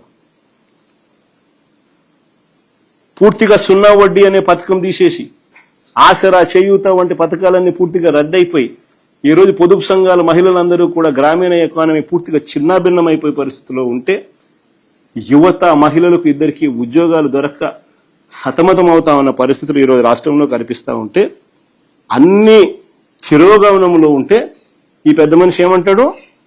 సంతానమే సంపద, ముగ్గురిని కనండి, నలుగురిని కనండి అని ఈయన అంటాడు. ఒకవైపు నేను ప్రభుత్వంలో వ్యవస్థలన్నీ ఇంత దారుణమైన పరిస్థితిలో ఉంటే క్వాలిటీ ఆఫ్ లైఫ్ అనేది చంద్రబాబు నాయుడు హయాంలో ఇంత అధ్వానమైన పరిస్థితిలో ఈరోజు కనిపిస్తూ ఉంటే దానిని మెరుగుపరచాల్సింది పోయి ఈ పెద్ద మనిషి ముగ్గురిని కనండి, నలుగురిని కనండి అని చెప్పి ఈరోజు అన్నిటికన్నా బాధ ఏమిటంటే పిల్లలను పుట్టించే యంత్రాలుగా భావించడమే చంద్రబాబు చేస్తా ఉన్న అతి దిగజారుడు రాజకీయము మాటలు. పిల్లలను పుట్టించే యంత్రాలుగా మహిళలను మాత్రమే ఆయన పరిగణలోకి తీసుకుంటా ఉన్నాడు. కాదు, మహిళలు బాగుంటేనే కుటుంబాలు బాగుంటాయి. మహిళలు సంతోషంగా ఉంటేనే గ్రామీణ ఆర్థిక వ్యవస్థ నిలబడుతుంది, రాష్ట్ర ఆర్థిక వ్యవస్థ నిలబడుతుంది. కుటుంబాలు బాగుండాలని అంటే మహిళలు బాగుండాలి. వారి చిరునవ్వుతో ఉంటేనే కుటుంబాలు బాగుంటాయి. చంద్రబాబు నాయుడు గారు మాత్రం మహిళలను కేవలం పిల్లలను పుట్టించే యంత్రాలుగా మాత్రమే చూడడం అంటే ఇంతకన్నా దారుణమైన పరిస్థితి బహుశా రాష్ట్రంలో ఎప్పుడూ ఉండదు. లాస్ట్లో ఇంకొకటి, ఇంత దారుణమైన పాలన ఒకవైపు చంద్రబాబు చేస్తూ మరోవైపున తన కొడుకు చేత, చంద్రబాబు నాయుడు కొడుకు ఈ మధ్యకాలంలో ఏమంటా ఉన్నాడు? Both are not the same అంట. బాలకృష్ణ డైలాగులు ఈయన కొడతా ఉన్నాడు. Both are not the same అని పబ్లిక్ మీటింగ్స్లో ఈయన డైలాగ్ కొడతా ఉన్నాడు గవర్నెన్స్ మీద. ఈ లోకేష్ అనే చంద్రబాబు నాయుడు గారు అనే కొడుకు, అవునయ్యా, both can never be same. Chandrababu Naidu garu కొడుకు చెప్తా ఉన్నా, చంద్రబాబు నాయుడు చెప్తా ఉన్నా, both can never be same. వెన్నుపోటుతో పార్టీని పెట్టి పార్టీ గుర్తును దోచేయడం మీ హిస్టరీ. ఎదరొడ్డి నిలబడి ప్రజా మద్దతుతో గవర్నమెంట్ స్థాపించడం మా history. Both can never be same. ప్రజలకు ద్రోహం చేయడం, మేనిఫెస్టోను చెత్తబుట్టలో పడేయడం, ప్రజలను వాడుకోవడం, ఆ తర్వాత వదిలేయడం మీ క్యారెక్టర్. కానీ మేము 600 కూడా ఇచ్చిన ప్రతి మాట నిలబెట్టుకోవడం మా character. Both can never be same. పనులు చేసి చూపించడం మా స్టైలు, పబ్లిసిటీ క్రెడిట్ చోరీ చేయడం మీ style. Both can never be same. విద్య, వైద్యం, ఆరోగ్యం, వ్యవసాయం, ప్రజల చెంతకే పాలన, గృహ నిర్మాణం, మహిళా సాధికారత, మహిళా రక్షణ, దిశ లాంటి విప్లవాత్మక కార్యక్రమాలు మా చరిత్ర. వీటినన్నింటినీ నాశనం చేయడం మీ చరిత్ర. Both can never be same. 5 ఏళ్లలో పారదర్శకంగా బటన్ నొక్కడం, నేరుగా నా అక్క చెల్లెమ్మల కుటుంబాల ఖాతాల్లోకి నేరుగా 2,73,000 కోట్ల రూపాయలు పంపించడం మా చరిత్ర. మీరు 2 ఏళ్ల కాకతలకే మేం చేసిన అప్పు కన్నా ఎక్కువ 3,40,000 కోట్లు అప్పు చేసి మా ప్రభుత్వ హయాంలో ఉన్న అన్ని పథకాలను రద్దు చేసి మీరు చెప్పిన సూపర్ 6, సూపర్ 7ను మోసాలుగా పెట్టడం మీ చరిత్ర. Both can never be same అయ్యా, తెలుసుకో. కిందన పోదు.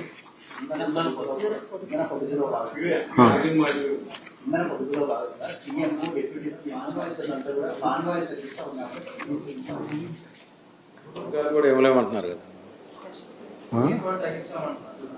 అంటే ప్రస్తుతం మంత్రులే సైకిల్ మీద తిరుగుతున్నారు, రాష్ట్రంలో పథకాలు అమలు అనేది జరగకపోవచ్చు అని చెప్పి కూడాను పరోక్షంగా చెప్తున్నారు అని ఈయన చెప్తా ఉన్నాడు, మన చెవులు పూలు పెడతా ఉన్నాడు. ఈయన చెప్పిన మాట కనీసం ఈయన కొడుకు ఇండు, ఈయన దత్తపుత్రుడు ఇండు. ఎవరు వింటా ఉన్నాడు చెప్పు? ఒక్కొక్కరికి ఒక్కొక్క ప్రైవేట్ చాపరు, ఒక్కొక్కరికి ఒక్కొక్క ప్రైవేట్ విమానం. ఈరోజు నీకు అక్కడ ఎయిర్పోర్ట్లోకి పోతే 3 విమానాలు కనిపిస్తాయి, 3 చాపర్లు కనిపిస్తాయి. ఈ ఎయిర్పోర్ట్లో కానీ హైదరాబాద్ ఎయిర్పోర్ట్లో కానీ. వీళ్ళు ఎక్కడుంటే అక్కడ ఒక్కొక్కరికి 2. వీళ్ళు మిగతా విషయాలన్నీ వీళ్ళు ఇట్లటన్ని కథలన్నీ మనకు సోది చెప్తారు. ఆ సోది అంతా మనం వినమని చెప్పి మన చెవిలో పూలు పెడతారు. సార్, మీ దగ్గరే ఒక సీనియర్ జర్నలిస్ట్ ఉన్నారు, మీ పార్టీ జనరల్ సెక్రటరీ, ఆయన అరెస్ట్ చేశారు. అంటే ఇలాంటివి అడ్డుకోలేకపోతున్నారు సార్? అంటే అడ్డుకోలేమా sir?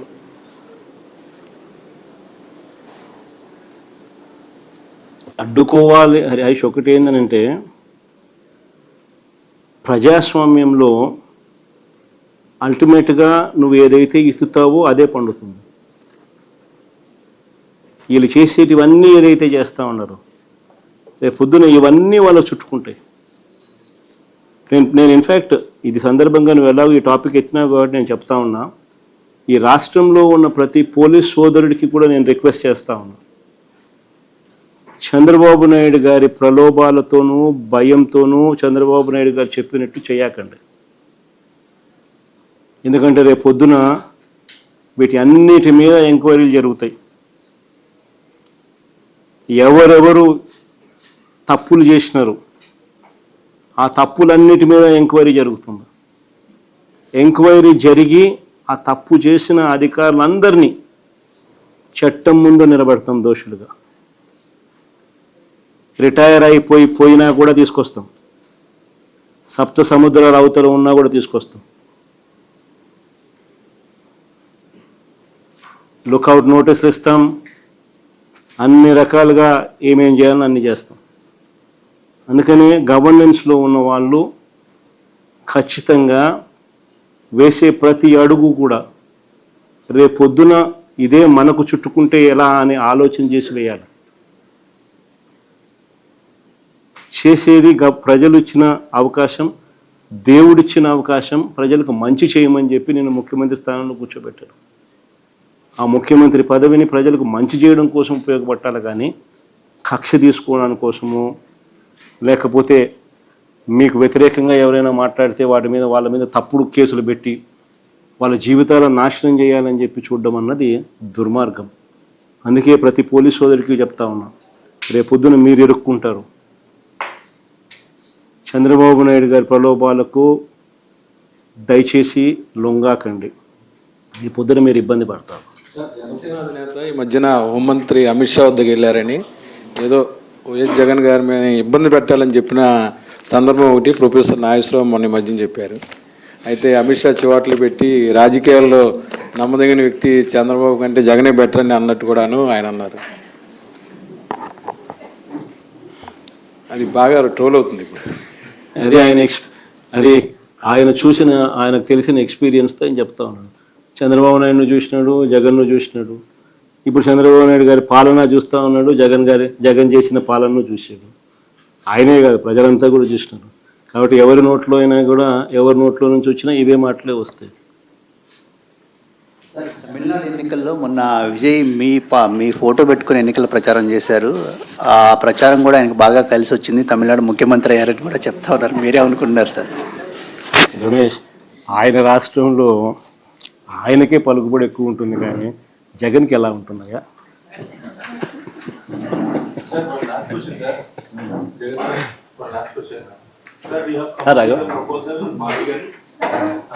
Is it feasible to develop Mavigan while Chandrababu Naidu is claiming that we are working continuously on Amravati development and he's also going for the second phase of land pooling? Could you just repeat the question? Sir, is it feasible to develop the Mavigan which you have come up with the proposal? Well, CM Chandrababu Naidu ji is developing, he's telling that we are developing Amravati region as a capital. See, the whole gist of it is, what Chandrababu is conceiving is never a reality. You know that, I know that. I think anybody with reasonable common sense would agree to it. Whereas Mabigan is something which is already in existence. Day one itself, you have a certain level of city in place, with all the infrastructure already in place, be it in the form of a port in Machilipatnam, be it in the form of international airport in Vijayawada, be it in the form of 4 national highways intersecting, be it in the form of 3 railway stations already in existence, be in terms of 9 medical colleges, private and government, both of them available, be it in various forms, be it educational institutions, be it in various forms, this is already in existence.